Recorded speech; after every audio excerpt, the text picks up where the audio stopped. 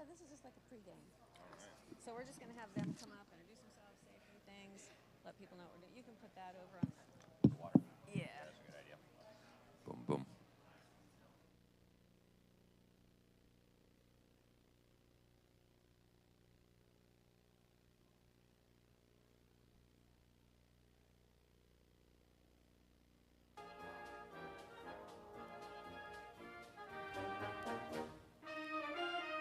Live? We are live. Hello, everybody. We're going to do a little bit of a pregame action here. My name is Saga Stephen. And I'm Alex Newman. And welcome. Welcome also. We're going to give a big shout out to the people that are live streaming. Mel K Show is live streaming this. Hey, Mel K, you're awesome. We love you. Yes. Citizens Defending Freedom? CDF? CDF. Oh, wonderful. Hey, CDF, we love you too. Children's Health Defense. Oh, wow. Yeah, CHD. Yep. Good to see you guys. We love you too. Wow, and Ann, we love you, obviously. And, man, what a great crew. I know. And CCN from down in Venice. Hello, hello. So we're just going to kind of, as people are coming in and sitting down and things like that, just kind of a little pregame warm-up, if you will. Alex, for those that don't know, I can't imagine they don't. Also, Liberty Sentinel is also live streaming. Yes, that's right. We are live streaming as well, yep. Yeah, so tell us a little bit about yourself and Liberty Sentinel. So I'm a journalist. I've been doing this a long time, and what we do through Liberty Sentinel is we produce journalism for print publications, TV networks, radio, all kinds of stuff. And we have a free newsletter. People can sign up for that. We send out all kinds of important information so that people can stay happy, healthy, and free, and protect their families. Oh, that is so good. I am Saga Stephen. I started an organization called Floridian Future. And Floridian Future, what we look to do is teach the grassroots and people how Tallahassee really works. Open up the doors, peek behind there, and get you a little bit familiar with the legislative process and system so that your voice as a grassroots, you can come together and have a bigger, stronger voice. So that's what we're here to do. We're going to have, it's going to be a great conversation. It's not really, I don't call it a show. It's kind of a hybrid kind of thing. We just, you know, they're not doing debates. They're not doing a lot of other things. And it's hard to get to meet the candidates. And you go somewhere, oh, we're going to have a speech, this, that, and the other. This is for you. This is for all of you, for you out there watching online. We have, a lot of people have submitted questions. For all of you here, you've submitted questions. We have fabulous experts here. And so we have 5 minutes. If some of you would like to come up and just say a word, Justin, Frank, we have different people here, which is great.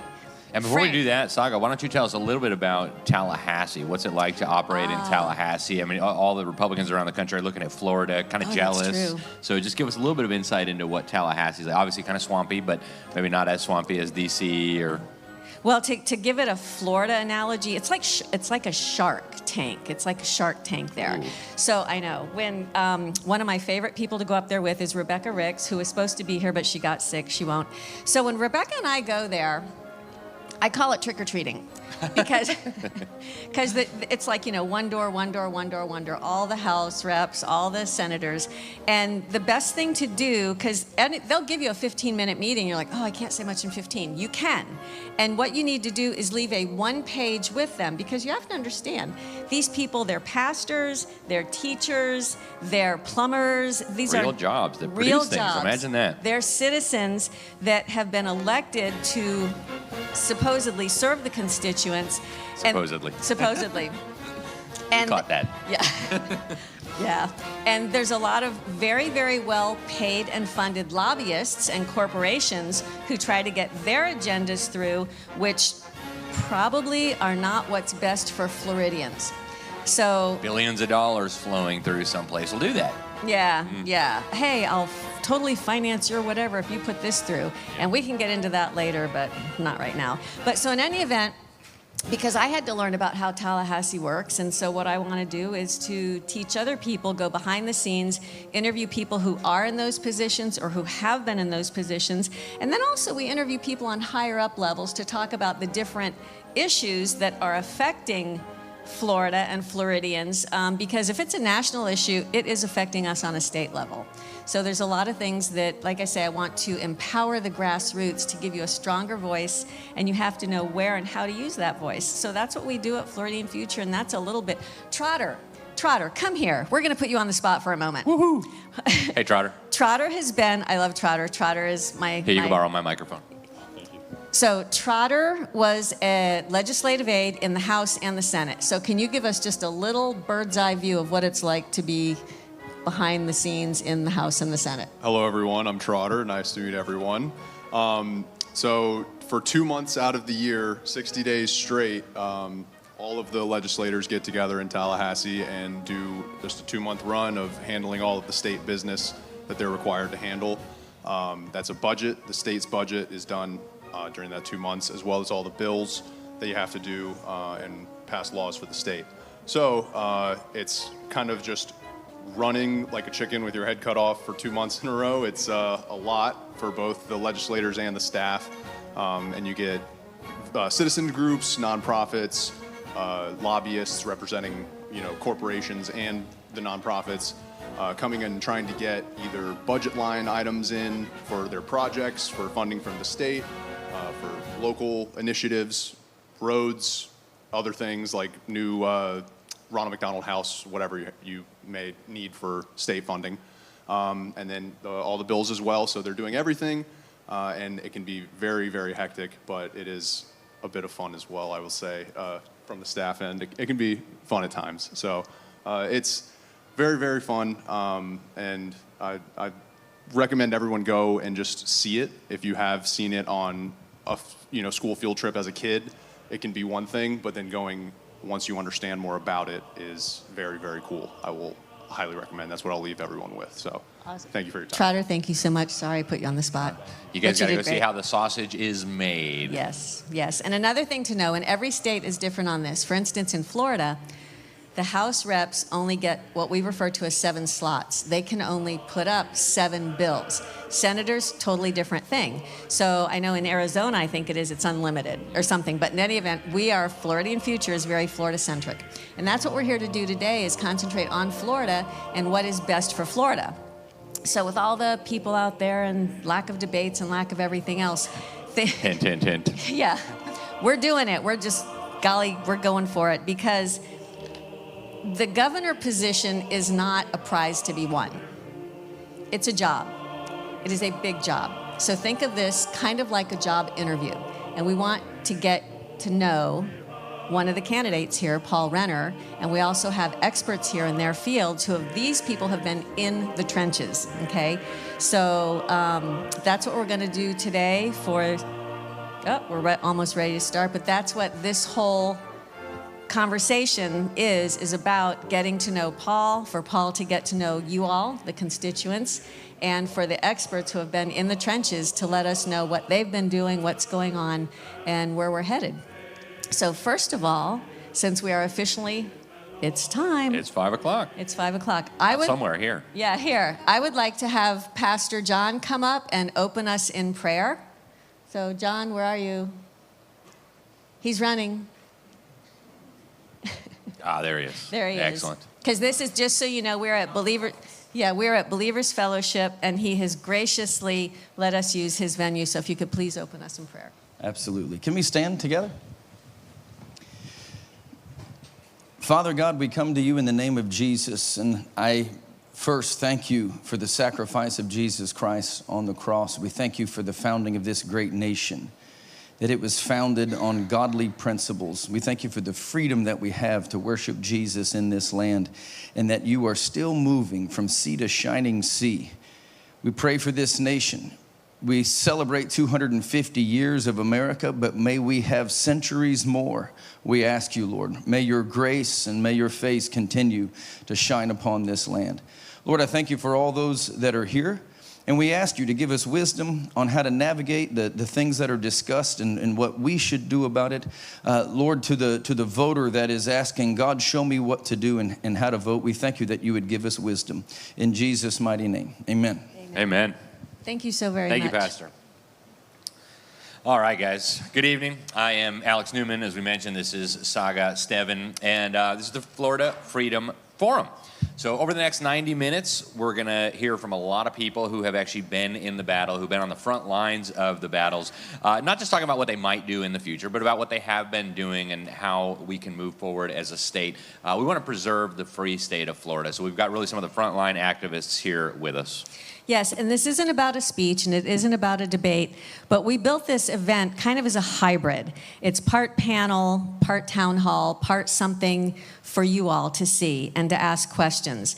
You're not just viewers tonight, you're participants. We have questions coming in from online. We've had people submitting questions all week because you're here to hire someone for the hardest job in the state.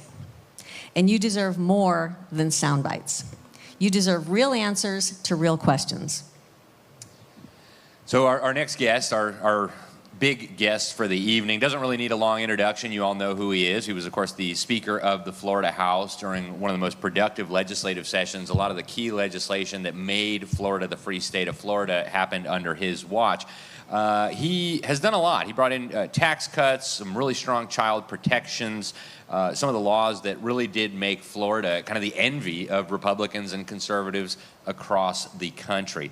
He's also a Navy veteran. He served in 2 wars. He's a former prosecutor who put criminals behind bars, and now he is running to be governor of the great state of Florida.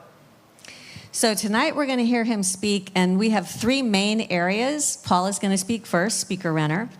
And what we want to know is what were your top 3 wins in the session of the century? Also, where is Florida still broken? And then also, what happens if the wrong person wins? So I'd like to introduce you all now to the former Speaker of the House and gubernatorial candidate, Paul Renner. And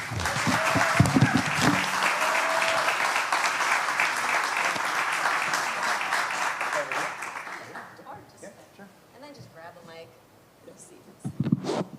Oh, is it on? Yep. It is on. All right. How's everybody doing? Good evening. Well, it's great to be with you. And the first question everybody should ask of every candidate is, why do you want to be governor? And the answer in this case is, I don't want to go backwards. And I remember 2018, we had the election results coming in. We didn't know whether we were going to have Ron DeSantis or Governor Andrew Gillum.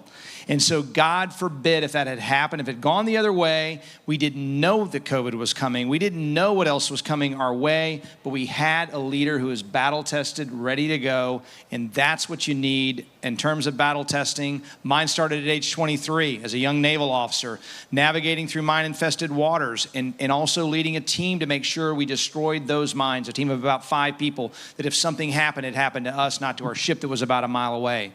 20 years later, as a naval officer, a Navy commander, stopping foreign fighters from coming into Afghanistan to kill Americans. And of course, as a prosecutor, state prosecutor, stopping habitual and violent habitual offenders from getting another chance to create another victim. That's why they call him habitual, and you have that pressure in battle testing to make sure you prove that case beyond a reasonable doubt unanimously to the jury so that person will never get a chance to create another victim. Started my business, been a partner in a business, and as Speaker of the House, you want somebody who's delivered results. To Saga's question earlier, we led 2 years that were called the Session of the Century by James Madison, and the governor said we're unmatched of any other 2 years in any legislature in America. And without going through all the things we did, you can look it up. Let me talk about the hard cases, the hard issues we had to tackle, beginning with insurance. If you remember, insurance markets were in collapse and free fall. We weren't sure we were going to have insurance companies here to cover our homes. We went right into special session. We went after litigation abuse and the trial lawyers. We went after the insurers to hold them accountable and focused on the consumer. And because of that, we see huge progress in citizens' policies coming down, insurers coming into the state. We did major tort reform on the heels of that goes with that has caused the decline in automobile rates in only 1 state in America. That's the free state of Florida. We got after the problems that people said could not be done, but we got them done, and we beat the special interest, which is important because you want a governor who's, number one, not swimming with the special interest, but fighting them to put Florida first. Number 2, we did the same thing when it came to protecting our children, because during my time as Speaker, we protected children and defended childhood. And what I mean by that is we had several bills, not only ending transgender surgeries on minors, boys and girls bathrooms, but taking care that young kids, 8-year-olds, who get online and see pornography that nobody should ever see. We had a bill to stop that and protect minors, as well as protect young children from addictive social media platforms. What you learn when you look at this is they know that this is damaging the next generation, but they're doing it because they figured out how to use addiction as a business model and monetize our children for profit. And so we stood up. I had big tech all across Tallahassee lobby up to stop us from winning, but we beat them. And we put the best laws in the country in place. That's number two. We also did something that had not been done, at least on the scale that Florida has done, which is universal school choice, or stated differently, educational freedom. Part of the free state of Florida is health freedom, educational freedom. It's all these things where we are the gold standard. And when it comes to educational freedom, it meant sitting down with staff and saying, how do we include this for homeschool parents? So we now have a PEP program that I created, a speaker that we put in that bill to make sure that kids that are homeschooled, which is very valuable, we have a robust homeschool movement in Florida, have the opportunity to get that scholarship, as well as those who may want to send their child to a private school, but can also be unbundled and used someone in a private school could use it 1 or 2 days a week in a public school, charter school, you name it. It's totally unbundled, customizable, so that education is customized to each and every student, and it's not based on a school model. It's based on the money following the child and doing what's best for them to lead to the best educational outcomes. And so those are 3 highlights from the session of the century, they called it. There's a lot more we did that made it that. But at the end of the day, we have become, and you asked me the question, Saga, what are the challenges? What are the threats ahead if we get this wrong? If we don't step in and have somebody who's going to lean in and has proven receipts, proven leadership to deliver on the challenges of today, what's going to happen? Well, I'll tell you, we become a victim of our own success. And I jokingly say that if I could, I would build a wall at the Florida, Alabama, Georgia line and make New York or California pay for it, because everyone wants to be here. Just like people are coming into this country from failed countries, people are coming into Florida from failed states, failed blue states. And so we have to first and foremost make Florida more affordable again. We have people who are struggling, who are listening tonight, who are in the audience, who are struggling. I talked to some this morning at a church service who have been here 20 and 30 years and may have to leave the state they love, the state that they wanted to spend their retirement years, because they can no longer afford the taxes, the insurance, the electric bills, and on it goes. And it seems, at least in this last 2 legislative sessions, that they weren't attending to that, weren't getting the job done. So if you want to know what the risk is, look at the last 2 years. They threw something together at the last minute on property taxes. You can argue it's better than nothing, but they could have done so much better. And so day one, when I say we're not going to, first 100 days, we're going to get after affordability. I think it's important that voters have a written vision in front of them. A governor should put forward a bold vision, and we have one in the contract with Florida on voterenner.com that you can look up, which starts with making Florida affordable. This will be the first 100 days, and in the case of affordability, right after we get inaugurated, we'll go into a special session, not waiting for the March session, and get after those issues. We're the only candidate with a plan to eliminate homestead property taxes, not by partially, but fully eliminate homestead property taxes while shifting the burden for police and fire over to tourists, people who speculate here, people, newcomers here. And when I say speculate here, we know that private equity has come up and treated Florida as a profit center, as a honeypot, and they've bought over 100,000 single-family homes and turned them into rentals. They can pay a little bit more because none of that money will ever leave the state of Florida, will ever be spent in the state of Florida. It all goes back to some other state or some other country for that matter, and is not available for those of us that make home here to also have the American dream and buy that home. So when we think about overdevelopment and how we've grown so fast, we can start with over 100,000 existing homes that are not available for purchase. We'll get after electric rates by reforming how utilities do their work and bring those costs down. Right now, it's a broken system that incentivizes overspending. We need to make sure they're delivering the cheapest electric bill to your door, and we'll do that. Meanwhile, we'll stop hyperscale data centers, which will drive up your electric rates. Thank you. Will drive up your electric rates, damage our aquifer because they're big water hogs. They need water to cool, and also have significant environmental concerns, which we're going to talk about in one of the upcoming panels. And real quickly, the rest of the contract is about making Florida safe, keeping it safe and making it safer. That means going after public corruption. It means permanent DOGE, because part of the property tax plan is saving 10 to 20 billion of the 200 plus that's spent at the state, the local, universities, special districts. We can do this. If every family and business can save less than 10% out of their budget at any given time, we know we've all done it probably at some point in our business career, our personal budget, then government can do the same, and we can return that through property tax relief to make that happen. And so we'll do that. We'll also make sure we're leaning in on the worst of the worst, people who kill cops, who rape and kill children, and not have people on death row for 30 and 40 years. We'll give them 3 years for appeal, so families don't grow old and die before they ever see justice for their loved ones. We have to make sure there's no excuses for the worst of the worst in our communities. And we'll continue that same theory and same process for human trafficking and go after those networks to destroy those networks. We will not let you put a hand on our children, and if you do it when I'm governor, you'll wish you never came to our state. Number 3, we're going to take care of the health, freedom, and health of our citizens, as well as the health of our environment. That means no mandates. That means we put parents in control of their children's health and their mental health. We make sure we know what is in our food, and we're not destroying ourselves through processed food. I applaud the First Lady and Surgeon General Latipo for the work they've done to highlight that. It means we stop geoengineering in the air. We prohibit chemicals from going into our water. We hold in sacred trust our air, our water, our land. We will not just keep it as well as we found it, but better than we found it. I promise you that. We will not let a land remembered become a land forgotten on my watch as governor.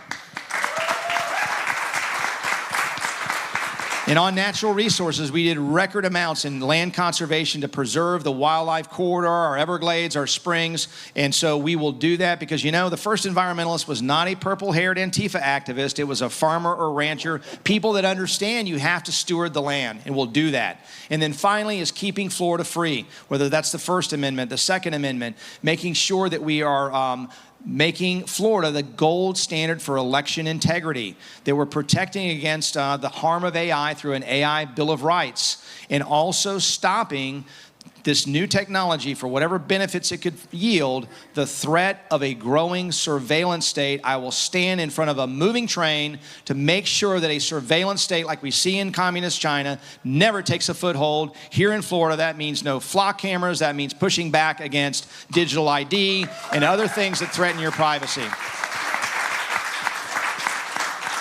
And finally, we want a governor who will run to the fight and not wait for a fight to come to them. Too many Republican governors sit on their hands and they wake up after Election Day, and some citizens initiative or some out-of-state billionaires have changed their state, whether it's an anything goes pot state, an anything goes abortion state, or pick the issue that you fear the most. They want to take Florida down. We need a guardian to protect it, and I joined the governor in opposing Amendment 3 and 4, in working on school board races to make sure we had common sense conservatives in those roles. The role of the governor should not be limited to what is within their job description in the four walls of their office, and we can't have a governor that just sits on their hands and signs a bill, vetoes a bill, and thinks about their next higher office or their next Fox News hit. We need a governor who's going to go after every single threat, the red and green threat as well, that poses a threat to the free state of Florida, and I'll always do that. And I look forward to having a lot of smart people, smarter than me, join me on the stage to talk about these issues. We have challenges, they have some solutions, and I look forward to welcoming them up to the stage to talk about how we can not only protect the free state of Florida, but make it even stronger. God bless you. Paul Renner, everybody. And you know, he's right. He didn't come alone. We've got a few people here joining us tonight, and these people have been in the trenches. They know these issues from the inside out, not because they've studied them, not as constituents, but as practitioners. They're going to help us dig very, very deeply into what's actually happened in Florida and what still needs to happen. So we've got some amazing people with us tonight, and we'll start with some of our panelists here. Tammy K. Clark, she is a health, safety, and compliance professional with more than 20 years of experience in industrial hygiene and occupational and environmental health and safety. Thank you, Tammy. We have Kristen Megan Kelly. She is an exposure scientist and industrial hygienist with 24 years of experience in occupational and environmental toxicology.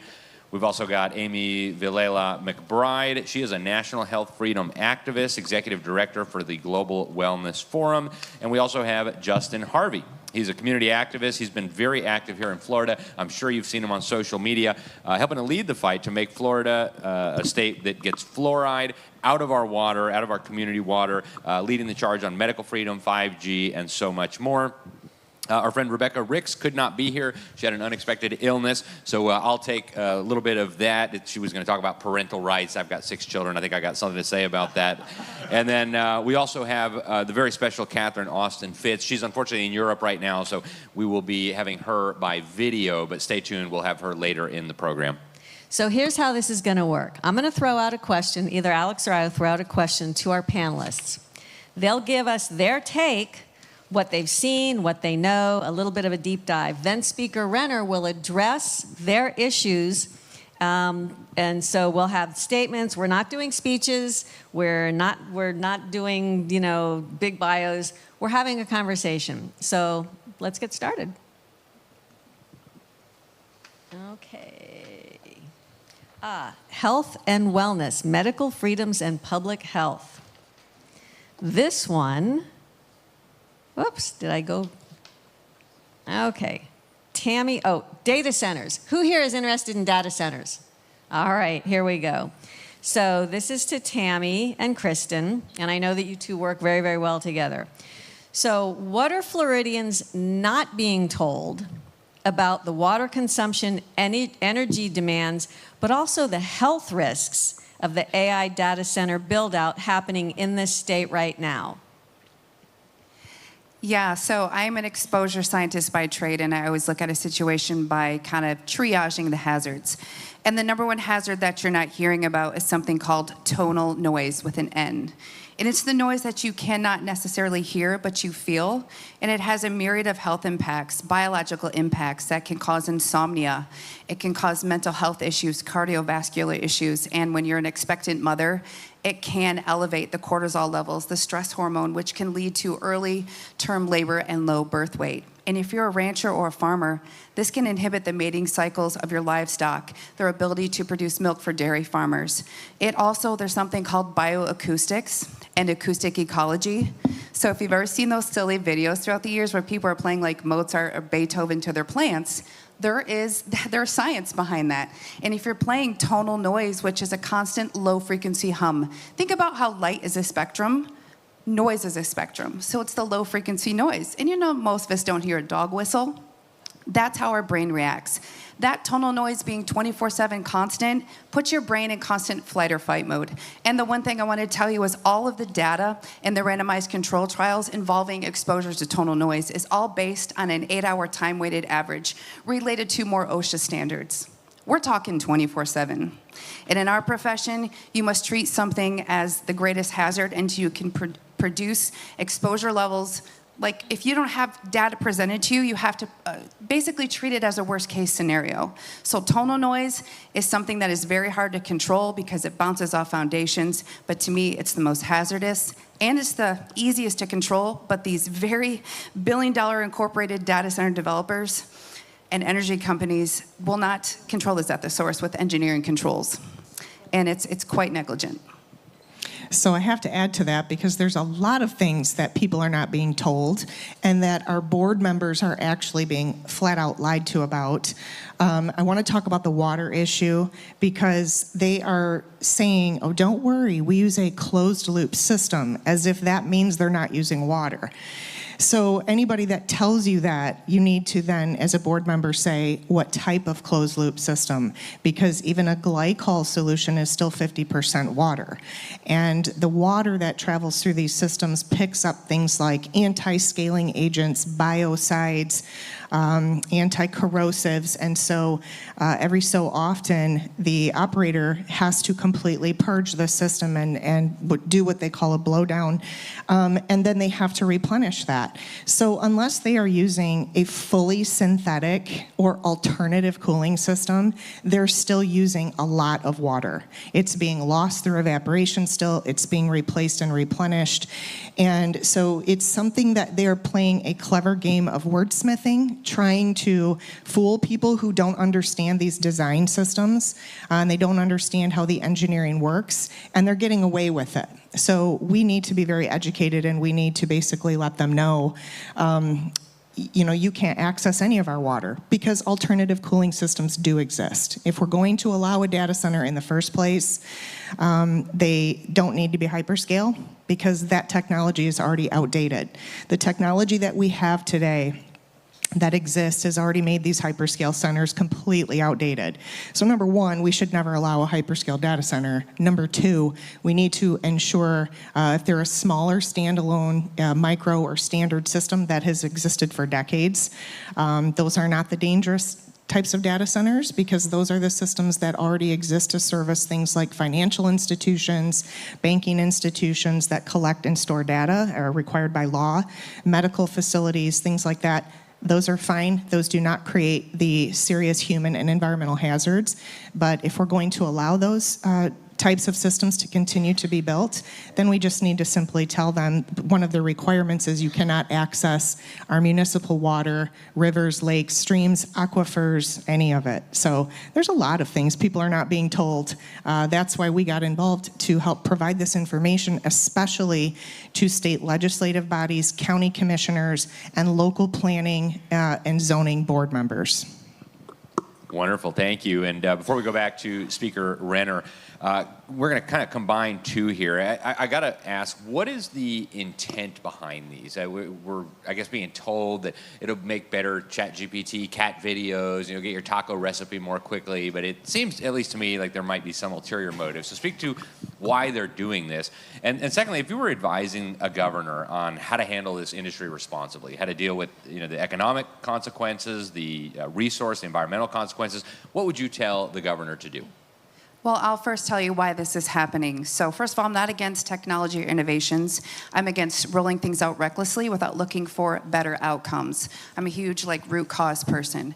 Well, the investigations I have done is that you have Meta, Google, OpenAI, Microsoft, you have these joint ventures where they have a false bubble that they're pushing as an IPO. And there's a $525 billion contract, whereas if these are not installed and seeded in a certain amount of time, there's financial penalties. Well, that's not our issue. And the issue is there's a supposed race against China. Well, I can tell you that there's more data centers, hyperscale data centers in Virginia than the whole country of China. And China is already putting theirs in the ocean underwater. They've already discovered quantum computing, edge computing, and fractal technology when Tammy referenced this already being outdated. So it's just a false elevated bubble, and it is going to pop. And I think the biggest issue is people say, because I've used AI, hey, it tracks my macros. I'm not against the technology, but we don't need these giant hyperscales to get the same outcome. There are mass surveillance issues, which isn't related to health, but that is a true thing with flock cameras also. But the problem is saying that somebody can't use social media or even track your macros or get a recipe from AI or you're being a hypocrite. I've been accused of that. That's like saying you shouldn't eat food because I'm pro-regenerative farming and anti-glyphosate. It doesn't land. But if Tammy wants to speak to the recommendations to a governing body. Yes, so I would recommend to a governor candidate as yourself, as we have been doing all around the country with state legislative bodies, county commissioners, is to first of all put together a panel of experts, not paid experts, but people who are, when I say that, what I'm referencing is one of the data center companies found out that I was going to be testifying in North Dakota, and within 24 hours flew their own expert out there to, he's in my field, but he was being paid by them to say what they wanted him to say. So what I would say is get together a panel of experts who do not have any skin in this game. who are not going to profit from this, but are going to abide by the ethics of their profession and be honest in providing information and guidance on subjects that you might not know a lot about, in areas and fields you don't know a lot about.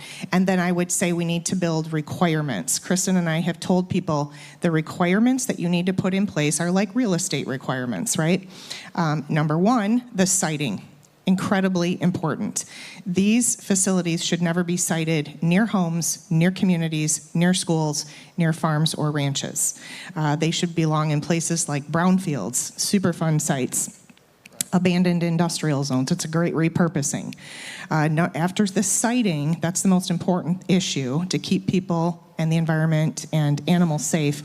We need to require them to use alternative cooling methods and not have access to any municipal water or our aquifers, especially the state of Florida. The state of Florida in particular has very fragile ecosystems, and this state cannot possibly support the freshwater consumption from these things.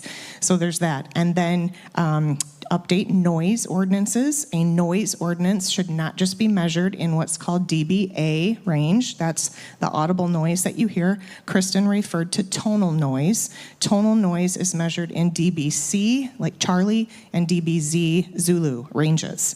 And so that's the part they're getting away with when they're saying, oh, don't worry, we're measuring at the fence line, it's only 55 decibels. Yeah, that's audible noise being measured in the dBA range. That's not the only noise we're concerned about. So we need to update. We need to have noise requirements with 24/7 monitoring of that tonal noise. And then lastly, you need to require them to provide the millions of dollars up front to sit in an escrow account for any decommissioning, deconstructing, or remediation if the campus is abandoned, because we've already heard Google executives tell state legislative bodies that they will probably be abandoned, many of them, within 3 to 5 years, just because of the changing technology. But what's a community gonna do? What's a region gonna do when they have this massive campus, right? And they won't have the money to completely restore that ground and that property back to its original condition. So those are some guidelines I would say to put in place. Remember what I was saying about the legislation being normal people and you bring in experts? Speaker Renner? Those are the experts. So when you're there in your first 100 days, or what is it that you can do as governor to protect Floridians from this onslaught of the billionaires coming in with their hyperscale data centers? Well, I think it's as simple as a bill that would just distinguish the smaller data centers that you said are not harmful, which we have in Florida, from those that are hyperscale. And you can do that very easily through legislation at the state level, very similar to what the counties are doing in moratoriums around the state. There's a dozen or more that have done it. You do it at the statewide level and say, we're going to take a pause and look at all the things that these experts have just talked about. And Tammy used the word outdated, and I just use a description of, think how proud you would be to say, I've got my whole music collection right here, and you pointed your friends to a shelf full of 8-track tapes, or you said, here's my all my computer information, all the stuff I've stored, family photos on 5 1/4 floppy disks. And I know there's some people, younger people are like, what is that? But my point is, this is where this is going, and we're going to have these massive facilities. We're not. But other states are going to have these massive facilities that are instantly or already in the process of becoming outdated. We need to put a stop, wait for the technology to catch up, so that they're going to get smaller, they're going to get cooler, they're going to get less environmentally damaging, or hopefully not damaging at all. And when they're ready, so that we can I can feel comfortable as governor that this is not going to harm the citizens of Florida, that's when you can have a conversation. But what's being offered right now is not that. It's increases in electric rates, it's damage to the aquifer. And as Tammy said too, is that Florida also uniquely is not in a place, unlike states that are losing population or that are sparsely populated. We've had, as everybody in this room knows, so many people move in such a short amount of time that the aquifer without a single data center is already under stress. And so this is why I say there has to be a full halt. We need to ask all those questions, not build first, ask questions later. Thank you. Now we're going to go to the health and wellness segment, medical freedom and public health. And we have with us Amy Villela McBride. And Amy is a national health freedom activist, and she's an executive director for Global Wellness Forum. So super, super smart. She's been in this arena for quite a while. So Amy, from where you sit, what's the biggest medical freedom threat facing Floridians today that, again, most people think is already settled, or how do we move beyond the branding with real health freedom policy that really matters? I think the biggest threat is that we are one bad election away from losing all of our freedoms. And this race right here for Florida governor is the most consequential race in the entire country, possibly the entire history of our country. Because as Florida goes, so goes the entire nation. So we stood as the beacon of freedom for the entire country. Governor DeSantis set that tone because of the hard work of Speaker Paul Renner to help architect the free state of Florida. And all of that could go away if we have, a bad candidate come into Tallahassee there. I also would say that goes with the state races as well, and the Senate and the House seats. So in 2019, there was a senator that was pushing the bill to get rid of religious exemptions. Well, she's now running again and likely will win her seat. So it's up to us as citizens, as Floridians, to show up, to be there at the county level, at our BOCC meetings, speaking out about the data centers, the moratoriums. It's up to us to make those relationships with our senators and our House reps, and to explain how important it is to preserve and to protect these freedoms so that we can keep Florida free. And I would say, to go beyond the branding, that's exactly what it takes. So there's a lot of people that, want to sit home and maybe be keyboard warriors and put their opinion out there online. This is the real world. These are people in your community. They're at our school board meetings. We see them at the parades. We see them in the grocery store. We see them at church. Get to know your elected officials, meet with them, speak with them, and share how these policies impact your family directly. I moved here as a medical freedom refugee, as a religious freedom refugee from a failed blue state of New York about 5 years ago, because my children lost their right to go to school because New York, got rid of religious exemptions. So Florida stands as a beacon of freedom, where we were trying to get the Medical Freedom Act passed these last 2 years that would expand that. So what that bill looked to do was to add a conscientious exemption, also require informed consent, so parents knew. At the end of the day, whatever decision you make for your families, that is up to you. It is your God-given right. It is your decision to make. It is not the government. And it certainly is not for special interest groups and big pharma, who get paid, by the way, to push that decision. So these are bills that we're still fighting for in the front lines here at the state level, and I know that Paul Renner will help us to get that through the finish line.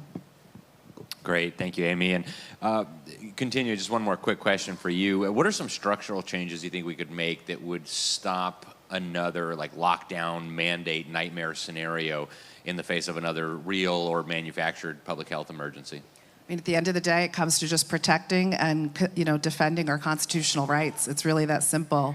But in the Medical Freedom Act bill, we had a couple of things. It was going to end the sunset clause so that the ban, which we have right now on the no COVID vaccine mandates, would be permanent, so we would never be mandated that.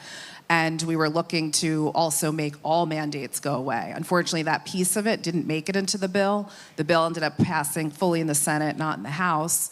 And I think that still needs to be pushed forward this upcoming session. So, that can be done either in special session or once we're in regular session to make that happen. But at the end of the day, it's all about protecting our constitutional rights, whether it's our privacy with the flock cameras, our ability to choose what's best for our children. These are our God-given liberties, and they need to be defended. So Speaker Renner, after listening to this, and I know that you know more in depth about, for instance, the laws that you did get passed when you were Speaker of the House, can you talk a little bit to further on what Amy was saying about where we're at, where we're broken, and what we need to do? Sure, and my journey into health freedom really started with two things. It was COVID and seeing so-called experts who were willing to really destroy lives, literally destroy lives, destroy business, destroy every other aspect with a singular pursuit of what they thought was the right course of action. And then to go further, to have people losing their jobs by not taking a shot that was rushed through, that people would be understandably wary of, to go a step further than that and suggest that perhaps we'll restrict your ability of movement with vaccine passports, which sounds like nothing different than communist China or the Soviet Union. was really frightening to go through that. As a legislator, I was proud to stand with the governor and others to make sure that the free state of Florida was really created. I think we're going to birth through that process to put the hand up and say no. And we had a lot of people that are probably in this room and watching that came to our state because we were the oasis of freedom. And then the second thing that happened was the social media bill that I worked on. And realizing, I think growing up, I'm a free market guy, you feel like everybody's going to do the right thing, realizing that you had large corporations who were knowingly addicting children and monetizing them for profit, knowing that it has devastating consequences to their psyche, really bad. And so knowing that, the scales kind of fall from your eyes, and when you start talking about the huge spike in the number of vaccines that are being pushed and the monetary benefit of that, you start to question, is that really necessary, or is that just for continuing to drive shareholder value? And so what Amy's talking about is we had, from a prior, not under my administration, but had a prior sunset on some of that COVID legislation that's going to go away because that bill didn't pass. And so literally, when I said we don't want to go backwards, we are scheduled to go backwards on health freedom unless you have a governor who will stand up in the first 100 days, as I will, and say, we're not leaving here until this gets fixed. We're going to have that Medical Freedom Act strengthened to push forward and make sure that we continue to be that place where people don't have to worry about the government coming in and telling them, because your health freedom is your own. Thank you. Fantastic. Justin, I want to turn to you now. You have fought on a lot of issues: genetically engineered foods, fluoridation, vaccine mandates, 5G. A lot of politicians treat these all as kind of separate issues. Is there a common thread between those, and what is it? And while we're at it, we've got these flock cameras popping up all over the state. How concerned should we be? What do you think is going on there? Is that a threat? Yeah, absolutely. So the common thread really, when it comes to our health freedom and these topics that are affecting our food, our water, it's really the same formula is what I've come to understand. It is corporate interests basically buying scientists, manipulating science, and feeding us a narrative. And it's always the same story. It's, we got to feed the kids GMOs or everyone's going to starve. We got to put fluoride in the water or the teeth's going to fall out. We've got to act now or climate change. And it's this or else. And it's this fear narrative. But once you see past that and drop it, you quit buying what they're selling, mentally and with your dollars, you can say no to this stuff. And you understand basically how they're poisoning us. And whether you think it's on purpose or not, I'm not even interested in that debate anymore. I just want to stop it. And then what can we do to stop it? And that's taking action at the local level. And I started from the guy with the protest sign, and I said, I think we can have a little more impact inside the building. So we started going inside. And I can just tell you, from someone who had no public speaking experience, no political experience, I was terrified of doing it. I went in there and I was passionate about the topics, and we actually got the needle moved. Being consistent, being creative, going in there with not an army, not the whole community. You just need a few key people, maybe some firefighters, maybe some vaccine-injured folks. One time I brought an inflatable elephant to get the media attention to address the elephant in the room, which was the mRNA shot they were forcing on our firefighters. And as just a regular guy, we got enough attention from the media and the governor to step in and stop the COVID mandates, to take the fluoride out of the water. So these are just little things that you can just start attending your local council meetings, sending emails, and you'd be surprised about how many council members looked at me and said, well, you never even, they just have that deer in the headlights look. Like, the fluoride's coming from what? They're genetically modifying what kind of mosquitoes? And then once you educate them, and don't come at them in an adversarial way, you educate them, they realize what we're doing, and we stop the poisoning mechanism. So, and as far as the flock cameras, you take the same strategy on the health freedom and you apply it to the surveillance state. Educate them and just say no. We've got to say no to the hyperscale data centers, the flock cameras, the 5G cell towers that they're trying to put outside of our bedroom windows. This is all part of Agenda 2030. The Great Reset is what they call it, this whole surveillance state. And it's disguised as convenience and as technologically advanced. So just don't buy what they're selling, and let's continue to fight back for our health and privacy locally. That's the key.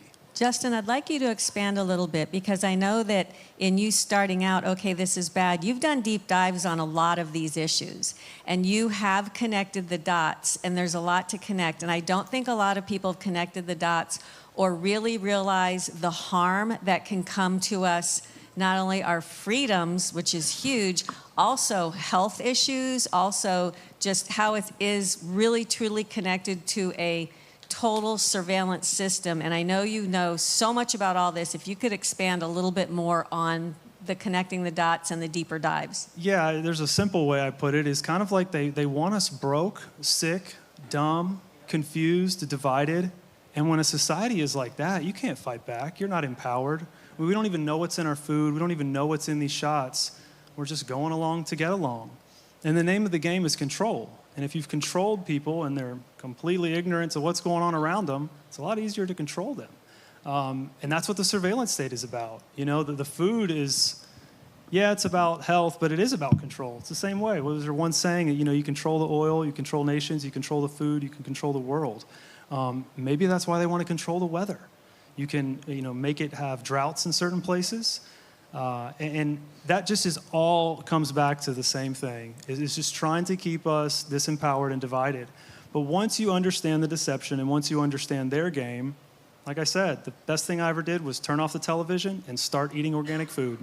And I'm like, what's so crazy about being a conspiracy theorist? All I did was stop watching the news and got real healthy. Now I go to the city council meetings and try to educate, you know, our mayor and stop the COVID shot. I mean, I don't see how this is such a bad thing. So, you know, wear it like a badge of honor when people ridicule you for it. You got to wonder why somebody would attack you for not watching TV and getting involved. It's just crazy. Paul, what are your thoughts on all these issues? You want to add something here? Yeah, I think I'm a history major, so I'll make a historical comment. Think of the most evil regime in history, going back 100 years, 200 years, that would want a leader who would want to totally dominate and deny freedom to every one of his or her, you know, citizens. That person could not compare to someone who is mildly coercive with the combination of technology we have today. So the ability, the capacity to have a truly totalitarian state, to truly surveil, to truly manipulate, monitor, and control population at scale has never been greater. The technology, and I know we've made a lot of criticisms, I too see hope and optimism and things in technology that can do good things for us in every stage of technological development. But the point is that that's never been a time with technology where there's a greater ability for technology to control humanity. We have to assert, and as governor I will always assert, that humanity will set the guardrails for technology. Period. And we have to be diligent about that because many of the people who are pushing it do not share the same love of freedom, in my opinion, for those of us that are common everyday folks that want to live our lives the way we see fit. And that is what we have to commit to. We have committed to here in Florida. And that's why I say I'll stop sitting in front of a moving train if necessary to stop that kind of technology, even under mild forms of coercion, from destroying our society. Thank you very much. Now we're going to get into parental rights and school choice and medical freedoms. And yes, you are the expert. You have 6 kids and you homeschool. So if you could give us, because I know in the past several years, and because Rebecca has written some great legislation, I've helped her out there go trick-or-treating, as I say, in Tallahassee, about parental rights and their staying in charge and having truly the rights for how their kids are educated, for what goes into their kids' bodies. But on the ground, what are you seeing and where is the system still kind of routing to get off that track? Yeah, this for me is one of the most important issues, not just because I'm a dad, but because who controls the upbringing of children is really ultimately going to determine the future. I mean, we can have all the political discussions we want, but ultimately the next generation is going to have to make those decisions for themselves 20, 30 years down the line. So we've got to take this seriously. In my experience so far, Florida is really a leader in this realm. We are doing much better than other states. Other states are moving backwards. Connecticut, for example, just a few weeks ago, passed a new law that if you want to homeschool your children, you have to ask permission from the child welfare bureaucracy, the Child Protective Services. And if they say no, you're out of luck. And you also have to more closely follow the government's ideas on what education should be. So we're not where we need to be in Florida yet on education or any of those other issues. I mean, as a homeschooler, I can tell you, you still have to jump through a lot of hoops if you want to homeschool your children. They're my children. Why do I need to inform the government and do testing and this kind of stuff? I don't like that, and I think there's a risk that we'll see more of that, especially now that there's government funding involved. There's going to be a temptation, because there will be scandals, and we're seeing this in other states. Oh, this parent's teaching their kids creationism or whatever crazy thing.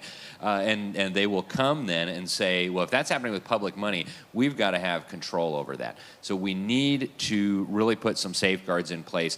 And on the medical front, even though Florida is significantly better than almost any other state that I know of, we still have issues where some doctor thinks that he knows better than mom and dad, and then CPS gets called in, and it becomes a nightmare. Now, I think it's a lot better, again, in Florida than it is in other states, but we have a long way to go. You still have situations where schools are trying to hide information from parents. You have situations where government schools are ignoring the laws that we've passed to protect children from indoctrination. And all this stuff is still going on. People think Florida is some kind of oasis. Just because we're better than other states doesn't mean we're out of the woods yet. We've got a long way to go on all of these things. So I hope we will continue to make progress. I hope we'll continue moving in the right direction, but we've got a long way to go. And with that, Speaker Renner, because I know that Florida does have a lot of good stuff, and I know a lot of those laws are also being fought by people that don't want them for whatever reason. I was at a opponents rally, and they were saying that they don't like the voucher program. They want government control and everything.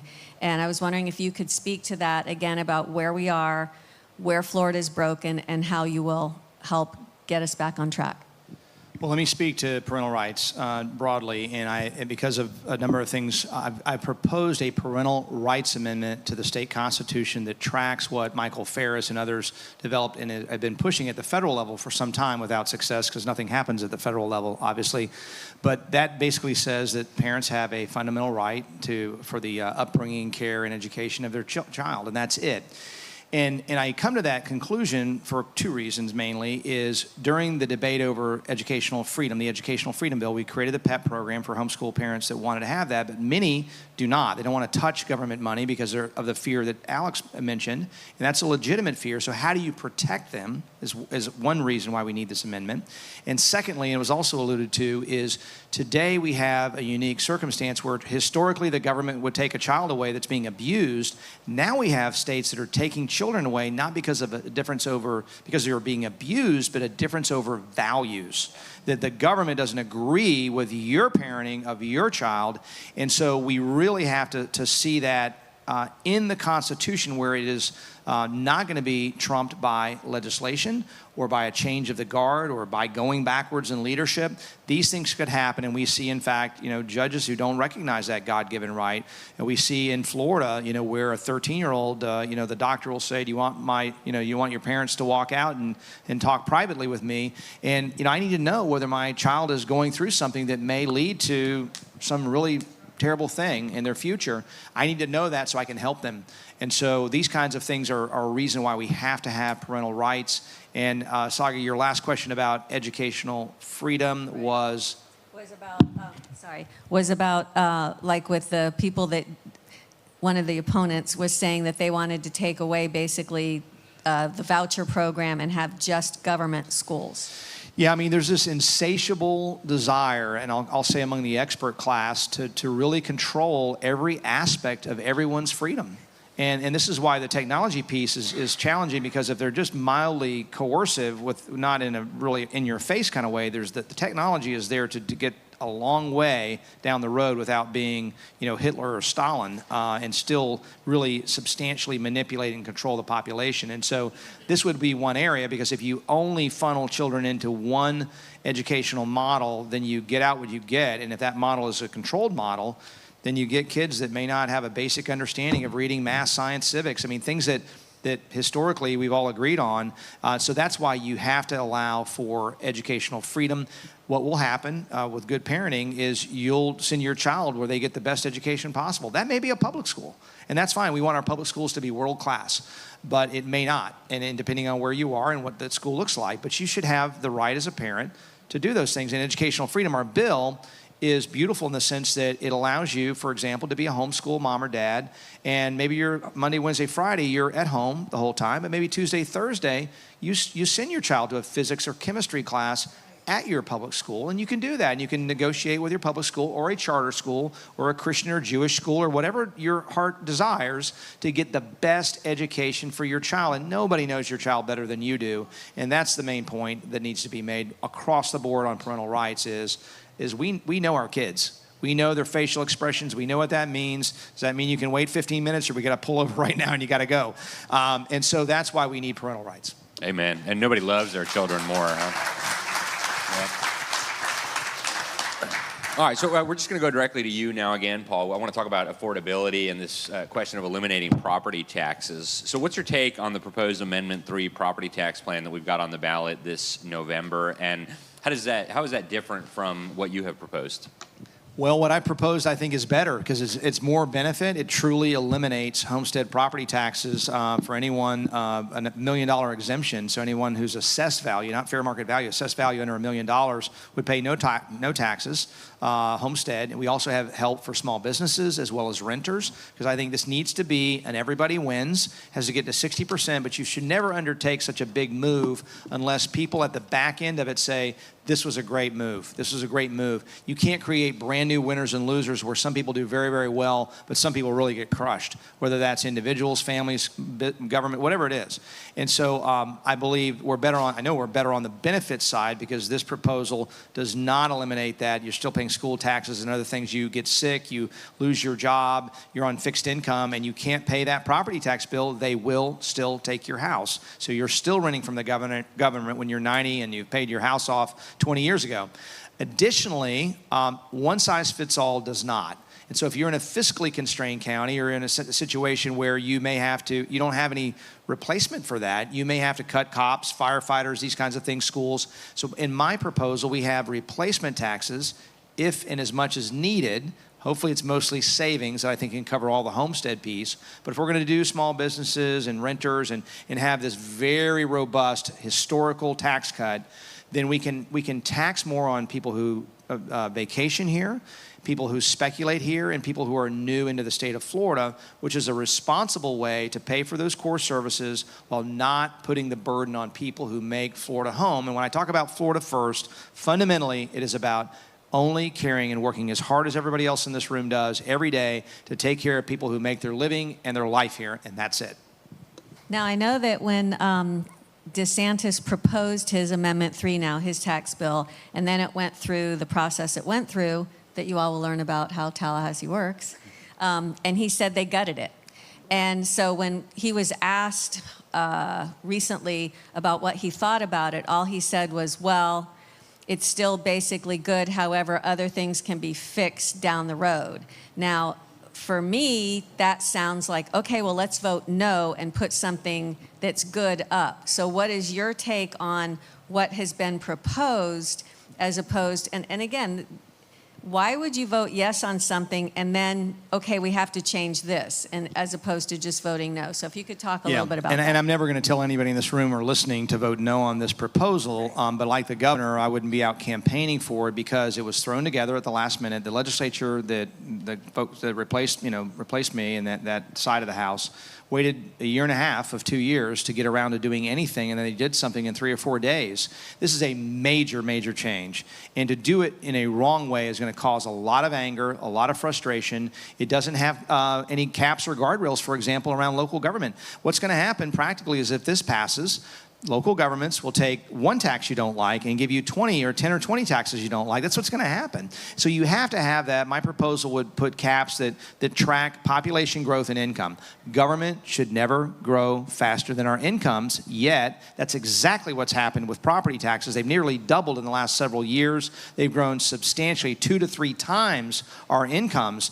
That is morally unacceptable. And so as governor, we will absolutely have property tax reform. And if we have to adjust it, build on it, if it passes, so be it. But, and again, I saw a gentleman this morning who you could just see in his eyes is desperate to have some relief.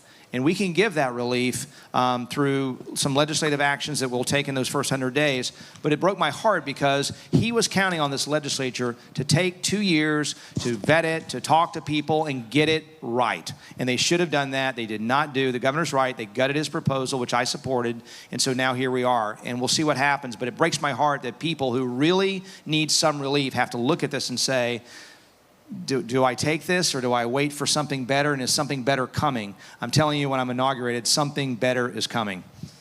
I believe that. Fantastic. All right, Saga, we want to turn back to you now, the founder of Floridian Future. You have spent a lot of time on financial freedom. You're a big activist in this space. Give us the rundown on what we need to know. Well, just so you all know, the very first time that I met virtually Paul Renner was in 2022 when I had this very creative idea for Florida to have a sovereign state bank. And it's a proposal that is a heavy, heavy lift because a lot of people don't understand what a sovereign state bank would do. So I have been, my pillars are health and finance. I'm on the board of Citizens Council for Health Freedom, which is a national organization that fights legislatively naturally. And then finance, I work closely with Catherine Austin Fitz, who has taught me so much. Because one thing, and it's like, Justin, you touched on this, if we lose our financial freedoms, we have no freedoms. And I want you all to think about what is being proposed with the Genius Act, with Clarity, with stablecoin and all that, is for us to go down into a more digital lifestyle. And it includes Real ID, which Florida does have mandatory Real ID right now.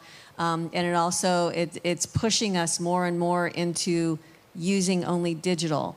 And for instance, I mentor kids at high schools, and these kids can't buy a ticket to a prom or a concert or a football game and use cash. And all of that started during COVID. So the digital, and we all know who's going to make a lot of money off of the digital, which is your credit cards and things like that. There's a 95% or 95 cent charge on all of these tickets. And they're trying to push us further and further away from using cash. So that was the first time that Speaker Renner at the time came, and he has, what impressed me, he's been so willing to listen and learn. And so I know that we've talked a little bit about our whole financial freedoms and the surveillance state and different guardrails that need to put down. Can you speak a little bit on what you as governor would do to protect us from these threats that are coming down the road at us? Well, it's making sure you can pay cash. I mean, it should always be the case. It's allowing for, we went down the road toward allowing for some kind of gold depository is another area. But the challenge is, and we when I was in the legislature, pushed back against the central bank digital currency and this idea that the government could at some point basically see what you see on your monthly credit card and then take it a step further, and those politicians who are very comfortable with coercion to achieve outcomes that they deem superior in your own life. You know, they can spend their money however they want, but they want to get into how you spend your money and do so in a way that goes to say, for example, you've spent too much, your carbon footprint's too high, we're going to cut off your credit card. Or we see you went to the gun range, or we see that you spent money here or there. It could be anything, and you may say, well, I agree with that. But that is the level of coercion that could be set up through what you're describing. And so we always have to have an ability to survive, to buy food. That's what was so scary about the vaccine passports, this idea, or we're not going to let you come in Publix to buy groceries unless you can show your card, no matter what. I mean, you can't feed your family. And so this kind of concept applied to the financial markets is absolutely terrifying. And you know, look, as a veteran, I fought not just for conservatives, but for libertarians, for progressives, for everybody, people that don't agree with a thing that I believe in. I fought for them because that's their freedom. They have every right, a God-given right, to do the exact opposite and raise their family differently than I do. And the government doesn't have the role to control our finances and make decisions for us. If that happens, we're no longer a free country. And those are very real threats for the people who think that's just hypothetical. I've got videos of the totalitarians talking about how they're going to use your programmable digital money to determine what you can buy, if you can buy, what your carbon footprint is. These are serious proposals from very powerful people. So I, for one, am grateful that the state of Florida has taken the lead on pushing back here. Okay, I am now going to introduce a very, very special guest who is going to be here virtually, Catherine Austin Fitts. And I'm just going to thank you all because we need to see the screen. So while I'm introducing, if you wouldn't mind moving your chairs and all. So, hey. Oh. But Paul, you stay because you're gonna be talking some more. So we've got someone who can't be here in person tonight. She is in Europe, but she made sure her voice was going to be heard in this room. Catherine Austin Fitts is a former Secretary of Housing and Urban Development under George W. Bush. She's a former managing director at Dillon Read, and for decades now has been the sharpest of minds on a worldwide level, sounding the alarm on financial surveillance state and what she calls the complete control grid. She's seen how the system works from the inside, from Wall Street, from Washington, the whole machinery. And she walked away and fought the DOJ for 11 years and won. And she is out there to tell the truth about it. She sent us a video, and here's what she wants Floridians to know about Paul Renner and the threats coming our way. If you could play the video, please. Ladies and gentlemen, my name is Catherine Austin Fitts, and I'm delighted that Saga has asked me to say a few words about Paul Renner, who's running for governor of Florida.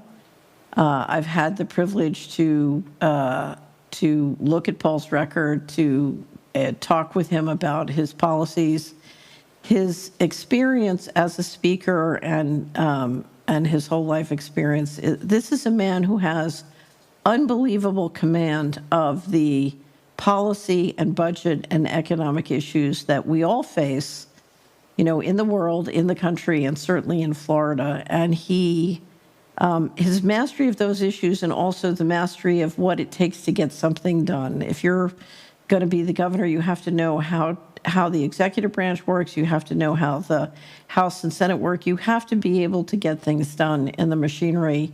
You have to understand the constituencies and how they work together. His understanding is profound. He's clearly an extremely capable, intelligent person.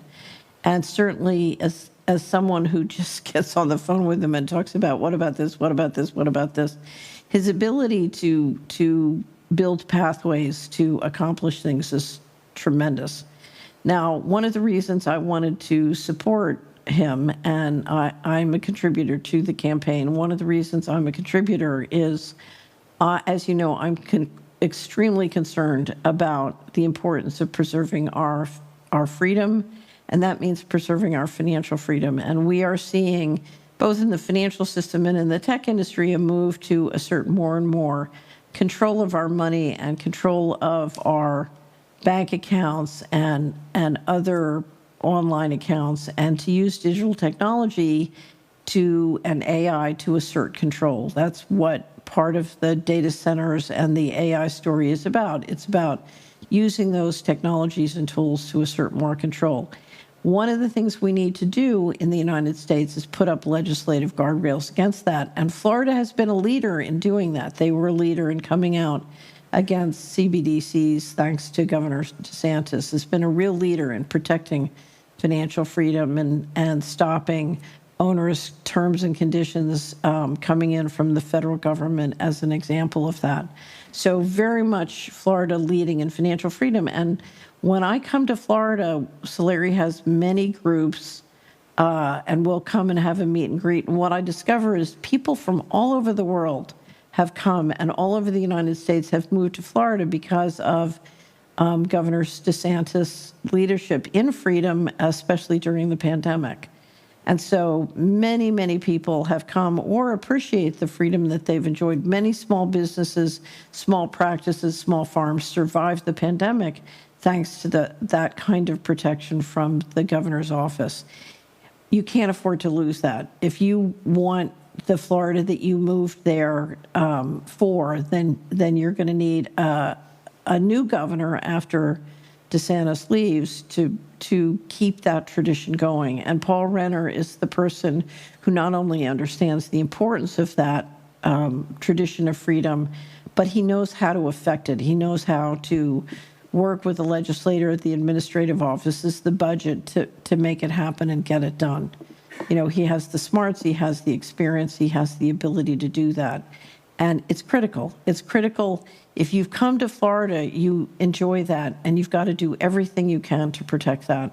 And so I think for a citizen of Florida, this race is absolutely critical, and I would strongly encourage you to take a look at the candidates. But again, I am very supportive of the Renner campaign, and I would recommend it to you. Please take a look, and please make sure, if you live or have assets in Florida or a resident of Florida, that you pay real attention, because this race, if you get the wrong governor, you will suffer, and your family wealth will suffer tremendously. So this is a critical inflection point for Florida. It's a good time to pay attention. Please pay attention, and please give Paul Renner your consideration. Ladies and gentlemen. Thank you. And when we were talking before about, for instance, who influences our elected officials, a lot of people that are also running are listening to people that have given them millions of dollars, billions of dollars, that are not necessarily for the good of the constituents. Those are the people that are influencing those candidates running. What really impresses me, one of the many things about Paul Renner, is that's who he's listening to. These people are who he's listening to.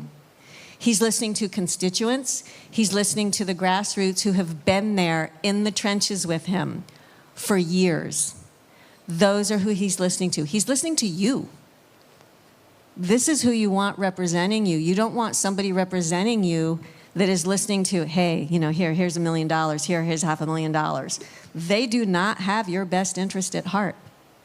So having said that, if you would address, again, just address us, and before we inundate you with questions from your constituents.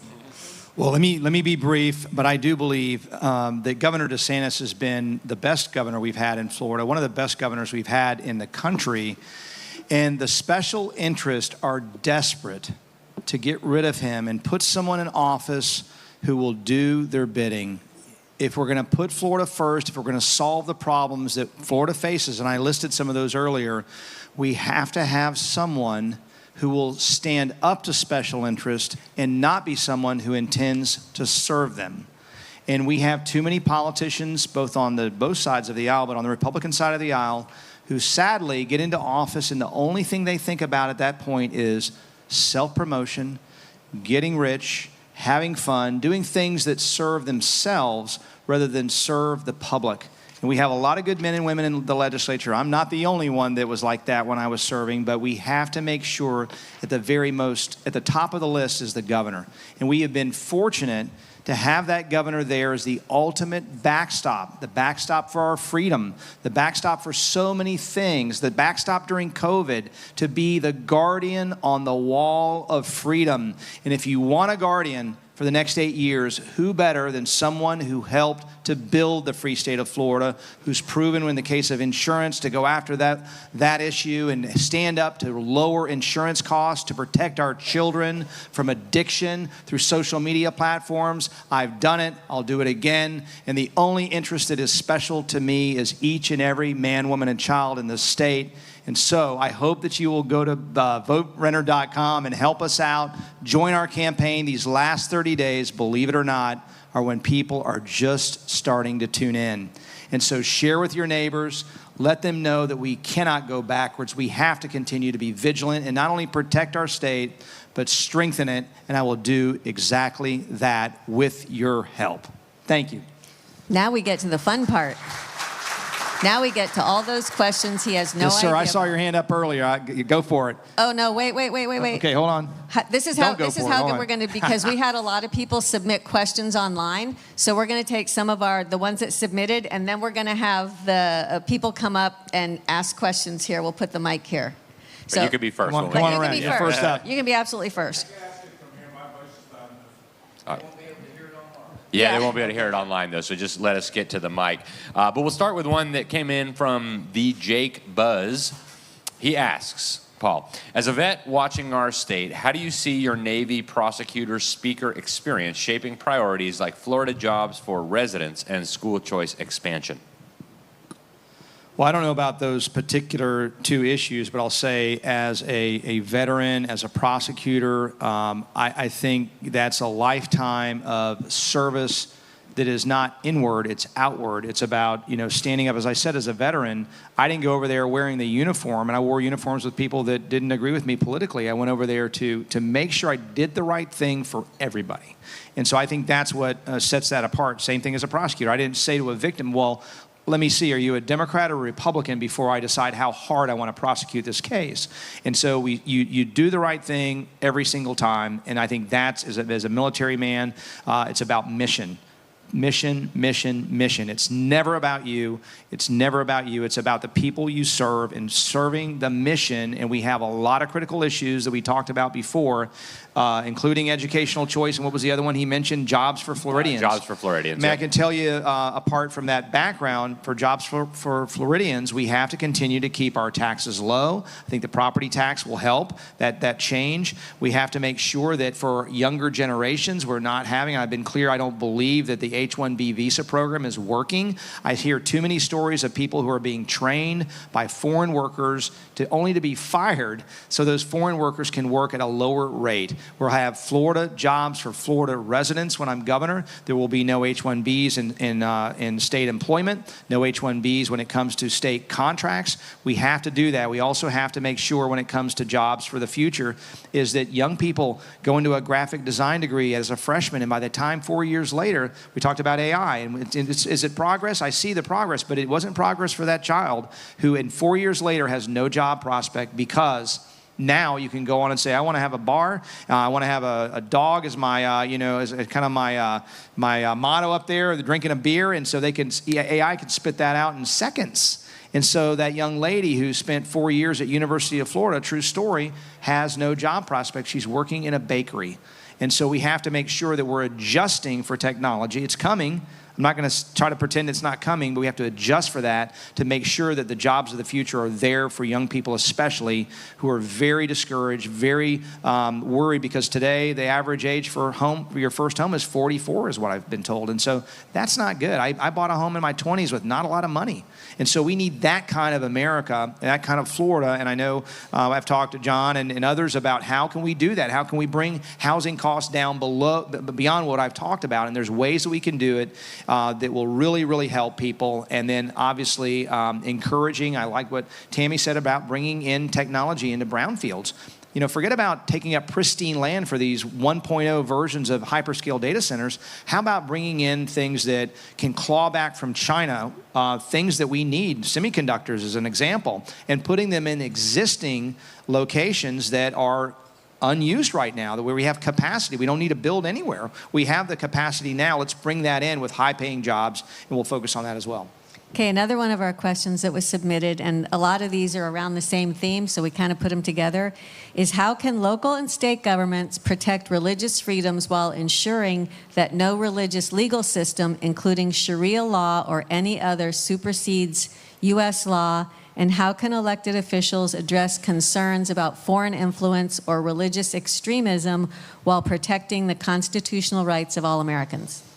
Yeah, it's a really great question. I think you have to distinguish, all religions of the world from where you're talking about Sharia, which is really a civilizational concept that makes demands on every single secular institution, which is unlike Christianity, Judaism, Buddhism, Hinduism, as examples. And so I think that's where the separation, the litigation, if I were litigating it as a lawyer, and as a governor, that would be the argument I will make, that is not that's not characteristic of a religion. It's more similar to a system like communism that says we're making demands, coercive demands on every single secular institution, as opposed to matters of the spirit, matters of the heart, persuading people to come into this church and worship. That's a religion.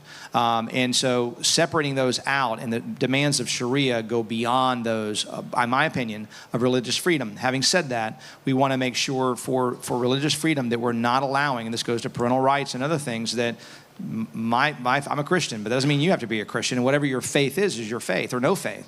And so we have to be diligent about protecting all of our citizens in however they practice their faith, no matter what that is. And so it's a very tight balance. And of course, the founders did this. With the First Amendment, you have both the free exercise clause as well as the establishment clause. The establishment clause simply saying that you're not going to allow, the Presbyterian church or the Catholic church or the Baptist church to be the church for Americans, and that's what you have to, that's all you're going to get. That's the establishment clause, and that's very important, as well as the free exercise clause to say, my faith is my faith, and make sure that government is not intruding on matters of the spirit, matters that are very personal and very important, that go to the heart of who we are and who we will be, not only in this life, but in the life hereafter. Excellent, thank you. And so here's another one, came also from X, formerly known as Twitter. What's the detailed timeline in the first 100 days contract for sovereignty, parental rights, and election integrity items? Well, for election integrity, it's going to be first 100 days. That means the first session. And I think we want to look at all the good ideas that are out there on election integrity. I think the biggest challenge with election fraud is two things: absentee ballots and machines that can be manipulated. The absentee ballots, because you lose chain of custody as a prosecutor. If I'm prosecuting a drug case, I've got to have an officer who says, I got it from the defendant, I took it to the locker, I locked the locker, I brought it back, I took it to the guy who tested it and said, yeah, that's cocaine. I took it back from him and I held it, and I checked it back in, and here's my initials for the date and time that I checked it back in, and here I am in court presenting it to you. It's never been out there where it's been tampered with or somebody's getting railroaded because you lost what's called chain of custody. When you send an absentee ballot out, by definition, there is no chain of custody. You're mailing it to an address, but you don't know who lives there. Does that person still live there? Are there 10 people that live there? Is someone else voting for that person? So these are things we have to do for election integrity. And the same thing with machines, and make sure that there's no capacity to manipulate the outcome of that. And the president, I didn't get to hear his remarks the other night, but has alluded to efforts, certainly in Venezuela, that have happened to manipulate machine counts to make sure that Maduro or Chavez was always the winner. You asked about sovereignty. What was the other thing? Sovereignty and parental rights. Well, parental rights, I think, first and foremost, is putting up in that first 100 days that states that parental rights amendment to the Constitution. Now, you have to wait until 2028 for it to pass. It's got to reach 60%. I will go out and fight for that. It's very simple. I don't think it should be controversial, and it simply, sets up parental rights as a fundamental right. And it can be overcome for cases of abuse or things we would all agree in this room and on watching live that mean you're not a good parent. And there are cases in which children do have to be taken away from their parents, sadly. But we also want to make sure there are guardrails. So again, government is not removing children for decisions that really go fundamentally to how you're raising your children that you may disagree with, but it's not a situation of abuse. It's a difference over values. And on sovereignty, let me just say this. I said this to Ann on your show the first time. She was asking me, what are you going to do if the federal government, including this federal government, comes in and overreaches their constitutional boundaries? And my response is, we have a 9th and 10th Amendment that we will give a CrossFit workout every week if we have to. And that means saying no. letting them sue us if they have to, but also litigating as necessary to assert the rights of states. We're the United States of America, and the federalism system that we have is very important because it's about checks and balances. And a lot of the topics we talked about that get scary is when checks and balances disappear.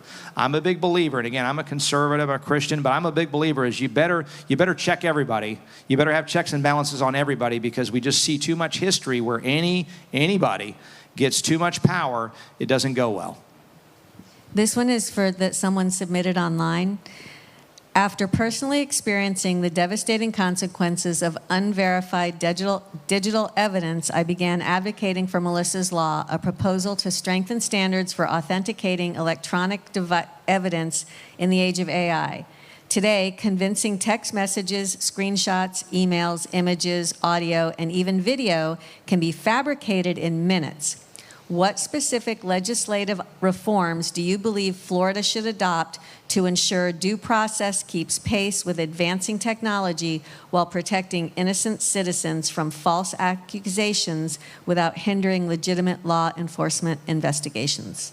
Well, the short answer is we need them. We have them, but we need more. And you probably saw the video of a woman who was going to be arrested based off a flock camera hit that said, oh, same car, same, you're blonde, and we're arresting you, Amy, And like, wait a minute, I was at the grocery store. I wasn't anywhere near there. So this has to be something we're really thoughtful about. And again, it goes back to checks and balances, very heavy. I'm a former prosecutor, but I really believe in due process. I believe in beyond a reasonable doubt, because it's got to be a high bar, because you're talking about people's liberty, and so you have to have that. And so we have to continue to look. And the beauty about the legislative process is new things come. I didn't know what a hyperscale data center was when I was speaker. It was brand new, and now they've been coming like gangbusters over the last 12, 24 months. And that's where the legislature every year can step in and say, hold on a second. And the same thing with these sovereignty issues, with these civil liberties issues, is there's going to be some new game to be played that's going to abuse people, and we have to step in and stop it. The government has a role and a responsibility to do so. Excellent. And here's another one from X. We've got thousands of people watching on X right now at least. And the question is, how soon after taking office would the 30% state budget / and open the books approach for local governments begin? Right away. I've said on affordability, on the affordability special session, of which Doge is a part, is that when my wife Adriana, who is here, I should recognize you, baby, stand up, be embarrassed on TV. But God willing, I will be, she'll be holding a Bible, and I'll have my hand raised. As soon as my hand comes down, I'll say to the legislature, hey, keep your bags packed. We're not waiting until the March session, the regular session. We're going into session right now, because truly, people are really desperate right now. And part of that is, in my property tax plan, is savings. And so that means savings at the state level, the local level, universities, special districts, our Medicaid program. I guarantee you there is waste, fraud, and abuse there. And I've had these conversations like I had with Catherine, with people who are way smarter than me, who talk about the fact that when it comes to healthcare fraud, you can steal $1 million and your penalty will be $250,000. Well, that's a pretty good deal to steal legally, basically, and get away with it and not have your license pulled or have something happen where you go to prison for that. And so we're going to have to tighten our restrictions and tighten to have greater audit functions and make sure that we're holding people accountable. And I will tell you candidly, for all those watching, that I don't care if you're a lifelong Republican, if you're stealing money, just because you're on my side of the aisle doesn't mean you're going to get any breaks from me. We're going to hold everybody accountable that steals from the taxpayers. People have lost confidence in institutions. We're going to restore that confidence and go after public corruption. Okay, thank you. We'll do one more from online, and then you can line up here to ask your questions. So this one is somebody submitted, again, earlier this week. How do we get the naturopath legislation to pass in Florida, and are you going to keep Surgeon General Ladapo on? The answer to the second question, if he wants to stay, I would love for him to stay. How's that? I think the Surgeon General has done a great job. Listen, I mean, what he just did with the First Lady on what's in our baby formula, what's in common candies, was jaw-dropping. And to think that there's arsenic in baby formula, those things that they revealed, needs to be done for all foods. The way to exercise your freedom is to have information. And the only thing I would mandate is information, so people have transparency. They know what is in their food, and then they can make choices. I go around with a Yucca app and say, what's in this? And some of the things you think are organic and this and that, and they have the great labeling, are not so good. And so you really have to do your due diligence there. And now I think I've lost your question. The first part of it was... How do we get the naturopath legislation I think we passed it. John, did we pass it? It did pass, but it got vetoed. Oh, wow, okay. I'm surprised. But, I can tell you I'm not going to veto it. How's that? All right, so if anyone has a question, just come up. Let's start with this gentleman right here. We promised he could be first. Yes. And anybody else, if you want to line up, we can take the questions. Good evening, Commander Renner. And Yes, I'll sir. address you as Commander, as an ex-enlisted naval second-class petty officer. Thank you for your service. And thank you for yours as well. And thank you for your continued service in our government. You came to speak with us at Pinellas Watchdogs Yes, sir. last month. Yes, sir. And so I came here to see you tonight. So it's my second time seeing you. I want to say that I am very impressed with your positions. And I do not envy you your job at all, with so many issues to address. And thank you for the panel, for all of your knowledge and your information. And there's many people in this room that also I'm from Pinellas County. Yeah. We have a very big problem in there in our government, 44% increase in property taxes. Yeah. We have a county commissioner that allows cell phone towers to go in neighborhoods that I fought for 3 years, and it still went in on a church 300 feet from my front door. We have a data center that's being considered in there. We have county commissioners that do not listen to the people. And but I can go on and on and on about all these issues. But my main issue, as I am in leadership at Pinellas Watchdogs, but I am also a bondservant and a disciple of Jesus Christ. As that, I work very, very intimately in the human trafficking field. I am director of prison operations, prison groups for the Sexual Integrity Project. In the last week, I conducted 2 Zoom calls and went to Pinellas. I go to Pinellas County Prison every Friday, and I treat about 45 gentlemen a week that are sex offenders.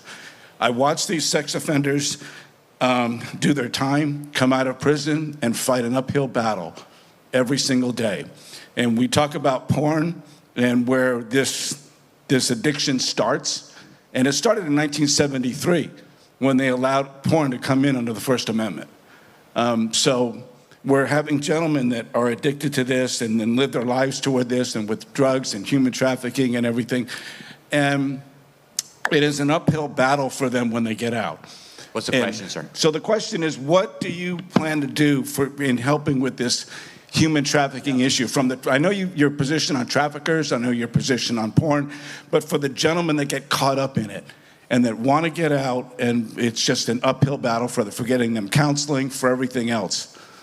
Yeah, I don't know enough about what can be done to change their behavior if and when they get out. I can tell you that if they're engaged, not to disappoint you, but if they're engaged in that kind of thing, they're going to wish they did not come to Florida when I'm governor.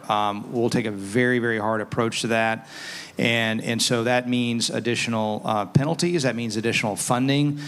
Compared to domestic violence, which we've done properly a lot to give a lot of visibility to stop that from happening, we are significantly underfunded, relatively speaking, with human trafficking, both in terms of investigators who cannot get after real-time cyber tips of real boys and girls that are being groomed by the worst of the worst. We have to close that gap and make sure there's an investigator saving that child before it's too late. We also have to have money for the victims, and so many of them are trafficked for prostitution, find a way to get their records in a format where they can go and live a better second half of their life than they did the first half. Those kinds of things have to be done, but I'll just tell you, I don't know what can be done for them on the backside, but I am interested in helping them on the front side so they never get to that place, because once they hurt a kid, it's a bad day for them when I'm governor of Florida. Well, sex offenders, it's not about hurting kids. It's about some charges and stuff. So that's where it gets kind of clouded in. Thank you, sir. We got to move on. We got a long line. Thank you very much for your question. Thank you. Next, thank you very much. Hey, Sam. Speaker Renner, thanks for coming to Lakeland, right down the street from my house. Make it easy for me. There you go. All right. Sam Romaine here. I'm the chairman of the Polk County Republican Executive Committee. My question will be a little different today on jobs and bringing business into Florida. Just the other day, Saronic, which makes unmanned Navy ships, announced a $3 billion manufacturing port in Texas, bringing roughly $275 billion of economic impact to Texas. When I look at Florida, we're surrounded by ocean, great space for a port. Why did they not come here? Which I'm not sure you know the details of that, but how can we incentivize, or maybe not incentivize, encourage businesses, good businesses, to come to Florida with really high-paying jobs, and more specifically to Polk County? Yeah, I'll take Polk County last. I mean, it's a combination of low taxes, which we have one of the few states. Texas is one of them that has no income tax. It's getting that property tax reform right so that people coming in that would build those ships, if they were coming to Florida, the pitch can be, look, we've also addressed our property taxes as well. It's a light regulation, reasonable regulation for health and safety. It's also quality education, K-12 and higher ed, so that the workers that would fill those roles, and I think specifically we're talking about shipbuilding, my mind goes to vocational and technical training, which we must do. We must make a high school diploma matter again.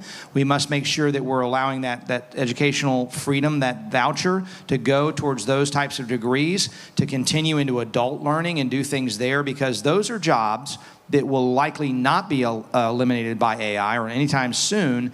And so something like shipbuilding, we need to make sure we're doing that. I don't know the details of why we didn't get it, but I would certainly, I'm not a fan of corporate welfare, so what I wouldn't do is say to taxpayers, to everybody in this room who's struggling to pay their bills, is you have to pony up to bring an Amazon warehouse into Florida, which is kind of the concept of a lot of people that promote that. I'm a staunch opponent of that for stadiums or anything else. I don't think that you should be digging in the taxpayer's pocket for that. But I would make the argument that Florida is a permanent incentive, that we are the best place to do business in America, bar none, and figure out what the issue is. Sometimes this is where the CEO wants to live. I mean, to be honest, I don't know what the circumstances were there, but there's no reason why those places should not come to Florida. I'll add to that, Sam, to make sure infrastructure needs to be very important, and I'll make decisions that value not only roads, bridges, ports, seaports, airports, but also our environmental infrastructure, to preserve our water and these types of things. But for the ports, you want to have quality ports wherever they're going to be operating, so that they come in and say they're not, we're not behind the curve. And I don't know where Texas is in its ports relative to Florida, but we have some great ports. We have to continue to invest in those. Yeah, we know a lot about Amazon warehouses in Polk County. Yeah, and you asked about, unfortunately. You asked about Polk County, and look, I don't know other than to say that I will work with every county commission and local leaders to try to steer things that way. If you can highlight for me where Polk County's strengths are, let's go after a business that fits those strengths, that belongs in Polk County. Centrally located, you can get to a lot of different places really quickly. A lot of things come to mind from that. Obviously, you don't have ports. I mean, you don't have water, but there's a lot that can be done in Polk County that we can try to pitch at the gubernatorial level, and I'm happy to be a pitch man for Florida. I'm just not going to offer them taxpayer money to come and compete especially against existing Florida businesses. Thank you. Nice boots. Speaker Renner, thank you for your time, sir. I just have a quick question. What can you do, or what do you have planned when you get elected as governor, what actions will last, and so your successor maybe can't easily overturn it? Like, what plans do you have that could last instead of? Yeah, that's a great question, and thank you for your service. Air Force, Moody Air Force Base in Valdosta, but a resident of Florida. Thank you for your service. Thank you for yours too, sir. I appreciate it. Yeah, we did this when I was speaker, because I'm very mindful. I got a question today about weaning ourselves off the federal government, because they're going bankrupt, and the first thing they're going to do is take all the state money and just say you're on your own, and we'll be stuck in harm's way.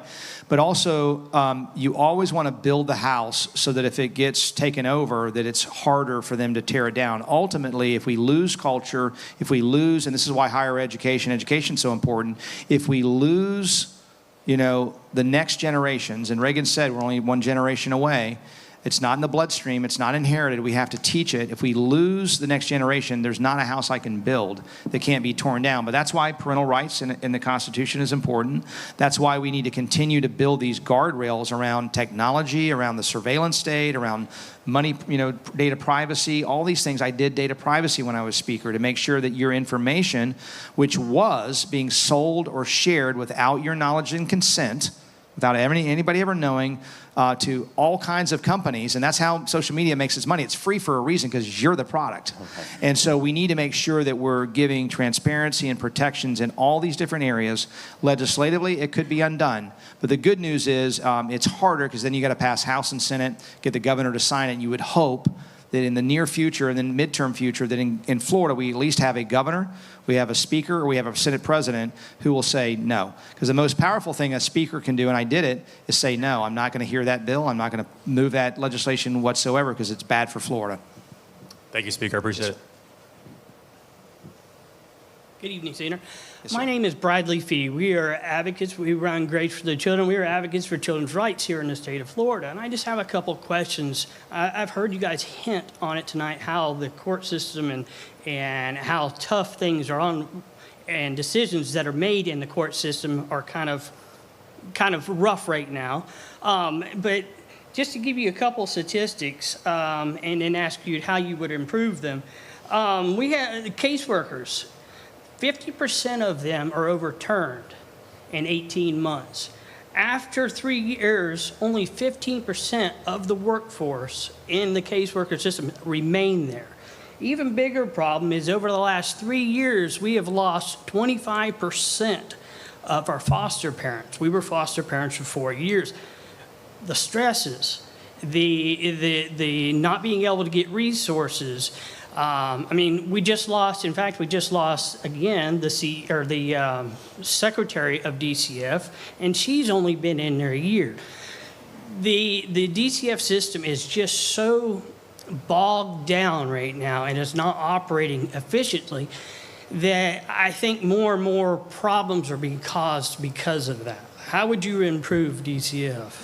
Boy, I didn't have this in my contract with Florida, because I don't know if I can fix this in 100 days, to be honest with you.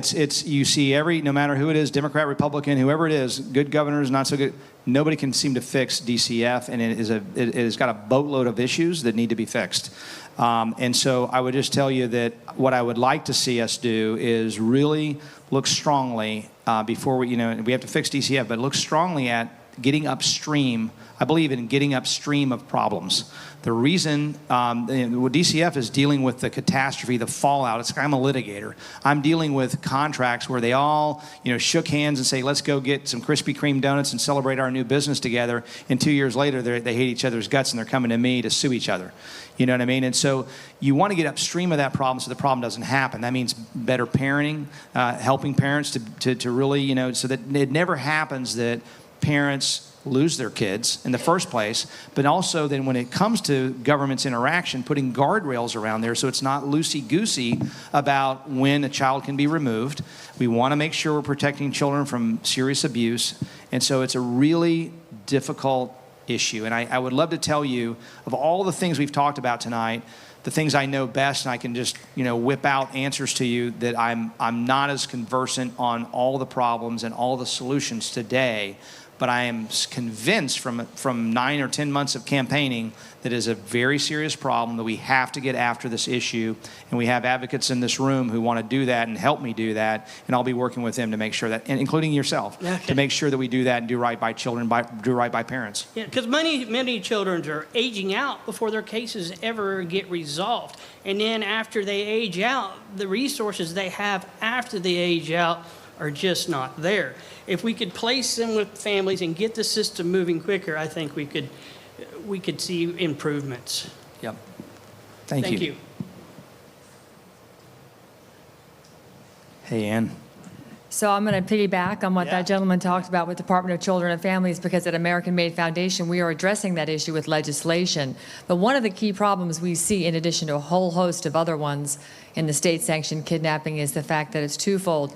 Statistics will tell you 95% of the children in this system actually legally don't qualify, because a lot of these cases come in based on hearsay. and no real due process.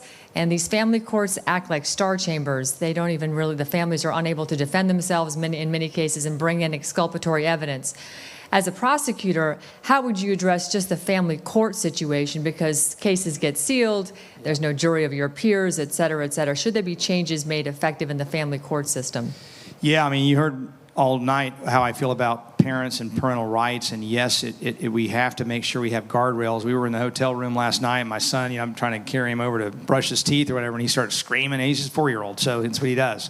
He's a boy. But I'm thinking, like, man, somebody's going to hear this, and they're going to think I'm, like, abusing my child here. And then he starts laughing, and everything's fine. But that's, you know, what happens sometimes, where it's a neighbor, you know, there's something happening over here that we don't see that's causing that complaint to be made. And people are nervous. You don't want to be the caseworker or the judge that doesn't take action and something horrible happens to a child. So you're always on that knife's edge, if you will, of what am I doing, and how do I protect parental rights from having a child taken away and make sure that that child is not legitimately at risk. Again, I would just have to tell you very transparently, we've talked about this a little bit. This is where I'm going to be going to you and the gentleman that just spoke and others that have looked at this extensively. I am absolutely convinced we have a problem that needs to be fixed. Specifically, how to fix it, I don't know yet, but I need to really work through a lot of these issues and make sure we hit a spot that we see improvement, because it's always the kids that get hit is the saddest part. Well, we look forward to working with you on that, because you can't make America great or Florida great if you're not making families great. Thank you. Amen. Thank you. I agree.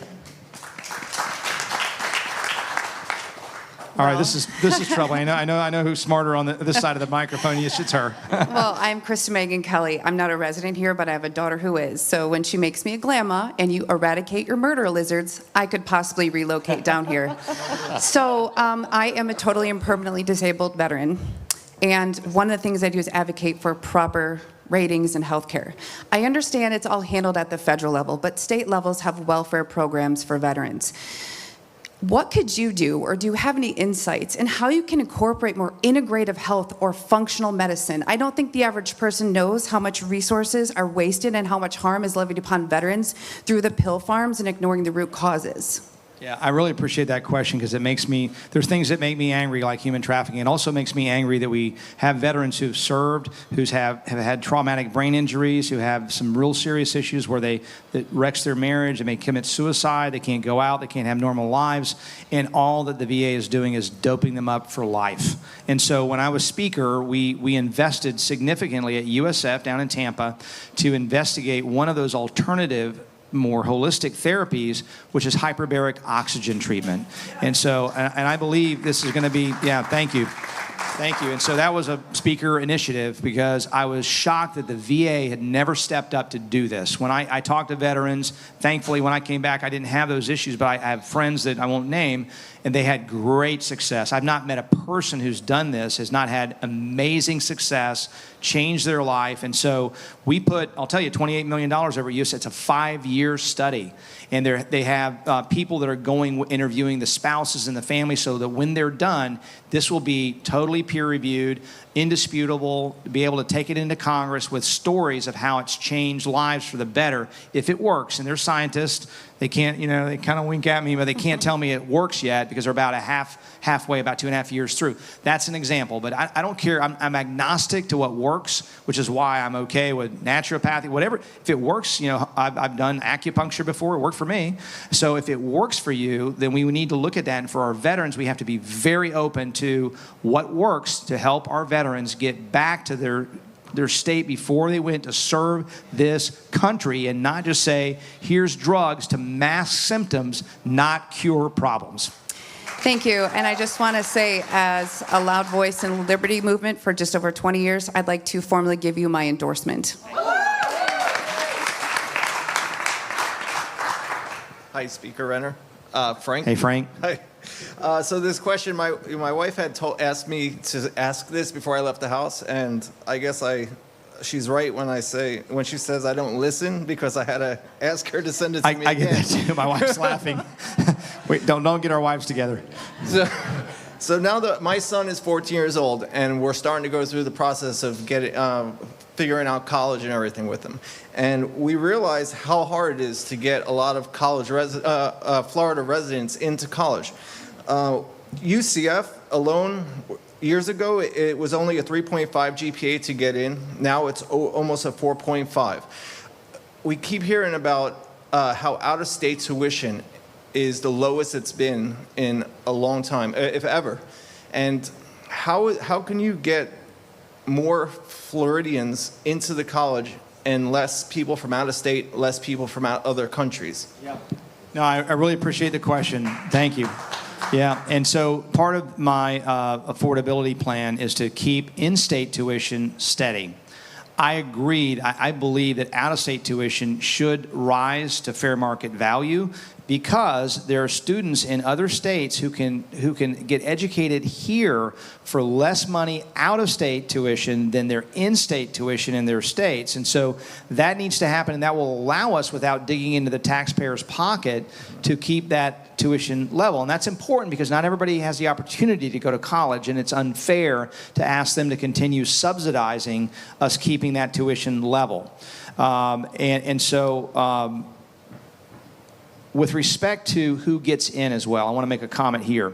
And it's good leaders listen, and I'm listening intently wherever I go, and I go into some rural communities, and I had a mom who said, look, my son's the valedictorian of the high school, 4.2 average, whatever it is, cannot get a bright futures because I don't know what the reason is, but that should not be. And so in addition to raising out-of-state tuition, I also want to restrict, I mentioned the red threat. I do not believe that a communist government, any communist government, but in this case China, should be coming in as professors or as students, and so we need to constrain that. I don't object to any international students being in our universities, but we need to look at the numbers. They're not as great as you might think for out-of-state and international, but the out-of-state should absolutely pay more, and we should not have students from foreign areas of concern, Iran, Russia, Syria, formerly Venezuela, they're probably off the list now, in China, coming into our universities because as a former intel officer, I can tell you, you go to the Space Coast, they call it Spylandia. They're chock full of spies, and we had professors, Chinese professors, who came in not so many years ago when I was still in the legislature and stole our research, military research, R&D for our greatest, inventions. And so we have to be thoughtful about that too. But that's how we open up more opportunities for Florida residents. And I think we need to look at how we can also expand, if it's not a public university, our private universities. When I was speaker, we also increased the EASE grant, which is a smaller amount of money. We spend a lot more on public school students, so you know, but a smaller amount, $3,500, $4,000 per student to allow that same student that maybe doesn't get into UF to go to a private university, college here in Florida that get a good degree and help them a little bit in that course of learning, and so that they can afford to get a college education. Perfect. Thank you so much. Thank you. All right, guys, we got time for 2 more questions. So we'll take the 2 ladies here, finishing with Juliana.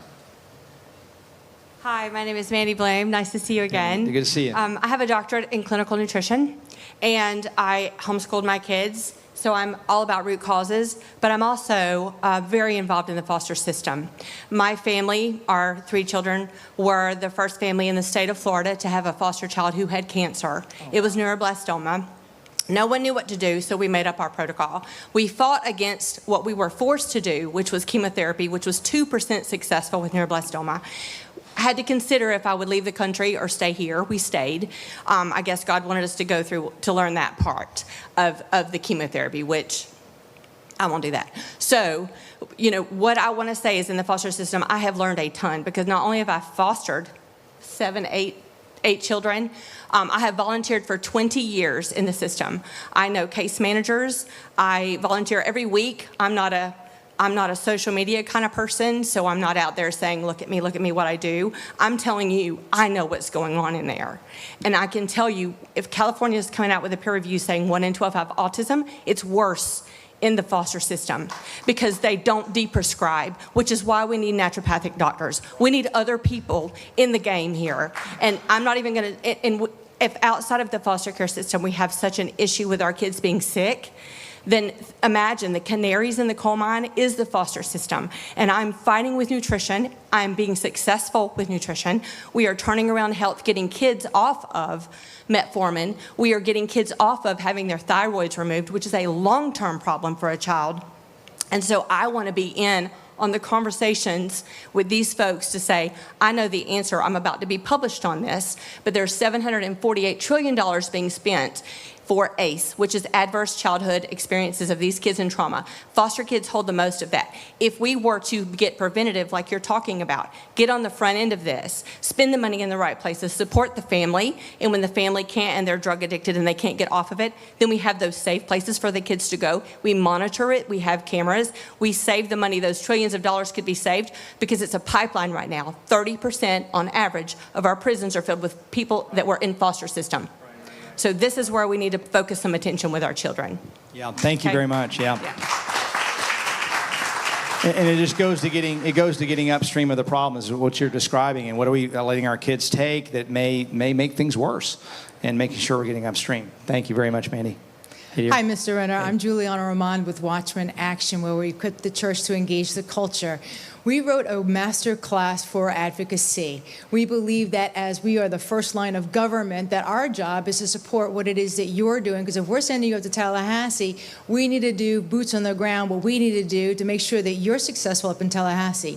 So my question is, what are the top 3 things that we, the people, should help you and get behind you and start advocating to make sure that when you get to Tallahassee, that you are successful doing what we're wanting you to do? I love that question. Vote for him. Let's say, vote for me first.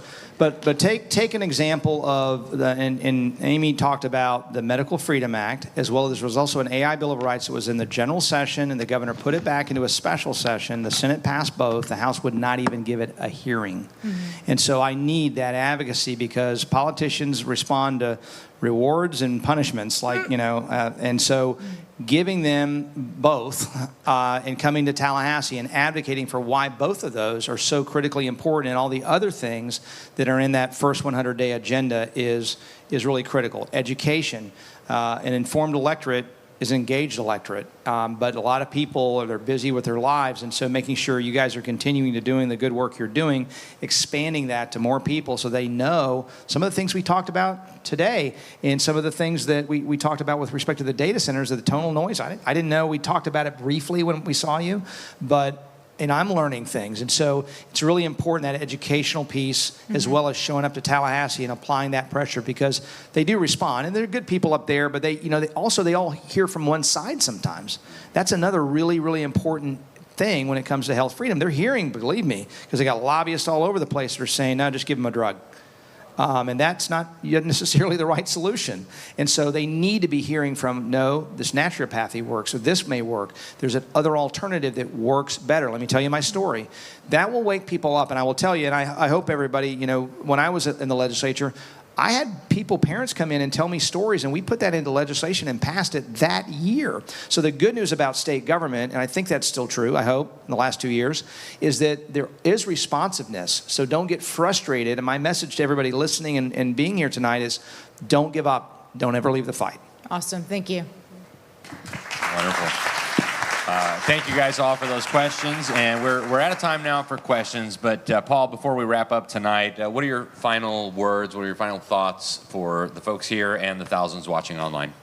Well, I think I gave them a little bit ago, but I will just start where I just ended. Don't give up on the fight. We've got 250 years, and Benjamin Franklin, when they concluded the 1787 Constitutional Convention, said, I looked at George Washington's chair with a sun carved there, and I wasn't sure whether the sun was rising or setting on our nation. And now that we've agreed, I believe we have a rising sun. Well, we've just finished 250 years, which is longer than most constitutional republics. And the question for every patriot in the room, every patriot listening, is, what about the next 250 years? Is America's sun rising or setting? And what can we do about it? And I believe there's certain key things we have to do. We've talked about them tonight, specific issues. For me, it's faith. To me, it's family. To me, it's patriotism, are 3 things that powered the last 250 years and will power a strong nation, a strong culture for the next 250 years. But that all depends on we, the people. Do not get discouraged. Do not, because there's plenty of reason for discouragement. Do not get discouraged. Fight, fight, fight. Go out and vote. And in this case, in the governor's race, go to voterenner.com, share with your friends, get on social media. If you can help us financially, please do it, because those special interests will not. And if you can help us, and you can't help us financially, help us with the grassroots. You can make phone calls. You can knock on doors. You can put up yard signs. You can put up a yard sign in your house, outside your house. And so these are the things that still work. We control our destiny in this election. We cannot go backwards. We cannot go backwards. Florida is the leader in the country, and with your help, we will win this race, and we will continue to not only protect this free state of Florida, but strengthen it. Thank you. Do you have any final words? Thank you, Paul. Thanks, everybody, for being here. It's been a great privilege to spend some time with you all. And I just want to encourage you, during COVID, and this was just a few years ago, I was traveling around the country and even internationally, and I was just appalled every time I would land somewhere else. Do you have your 8 masks on? Have you had your shots? Do you have your vaccine passport? And then I'd come back to Florida, and everything was normal. Like, yeah, I mean, there was people, watching too much, drinking too much of the Kool-Aid. But as far as the government was concerned, we were unbelievably blessed. And we could lose all of that. So we need to take this really... Uh-oh, did I lose my mic? Yeah, can you hear me? Yeah. Oh, You still? thank you, Paul. Oh. So we need to take this really, really seriously. We have an important election coming up. The future of our country is on the line. The future of our state is on the line. And we've got children, we've got grandchildren. So regardless of what you decide to do, get involved somehow. It's not enough to just vote. When the Constitution says we, the people, it's ultimately us who are accountable. And just voting every 2 years or every 4 years is not enough. So find a candidate that you support who believes what you believe and get involved. If you can write them a check, write them a check. If you can't, go knock on doors, go make phone calls. The more good people get involved, the faster we can protect our freedom and restore our freedom. So get involved somehow. Thank you guys, and God bless you. Thank you. And again, thank you all so very, very much for being here and for joining us and for getting to know soon to be, hopefully, Governor Paul Renner soon. And I just want to say again that the governor's race isn't a prize to be won. It is a job to be done. And the talking heads and the pundits, they all have their say, but the only voice that matters is yours. And tonight you were heard. All of you. You hear, the ones online, do not let anyone take that from you. So, Florida, you just got the interview you deserve. Now, go tell your friends, tell them to tell their friends, August 18th, go vote, and let's hire Paul Renner.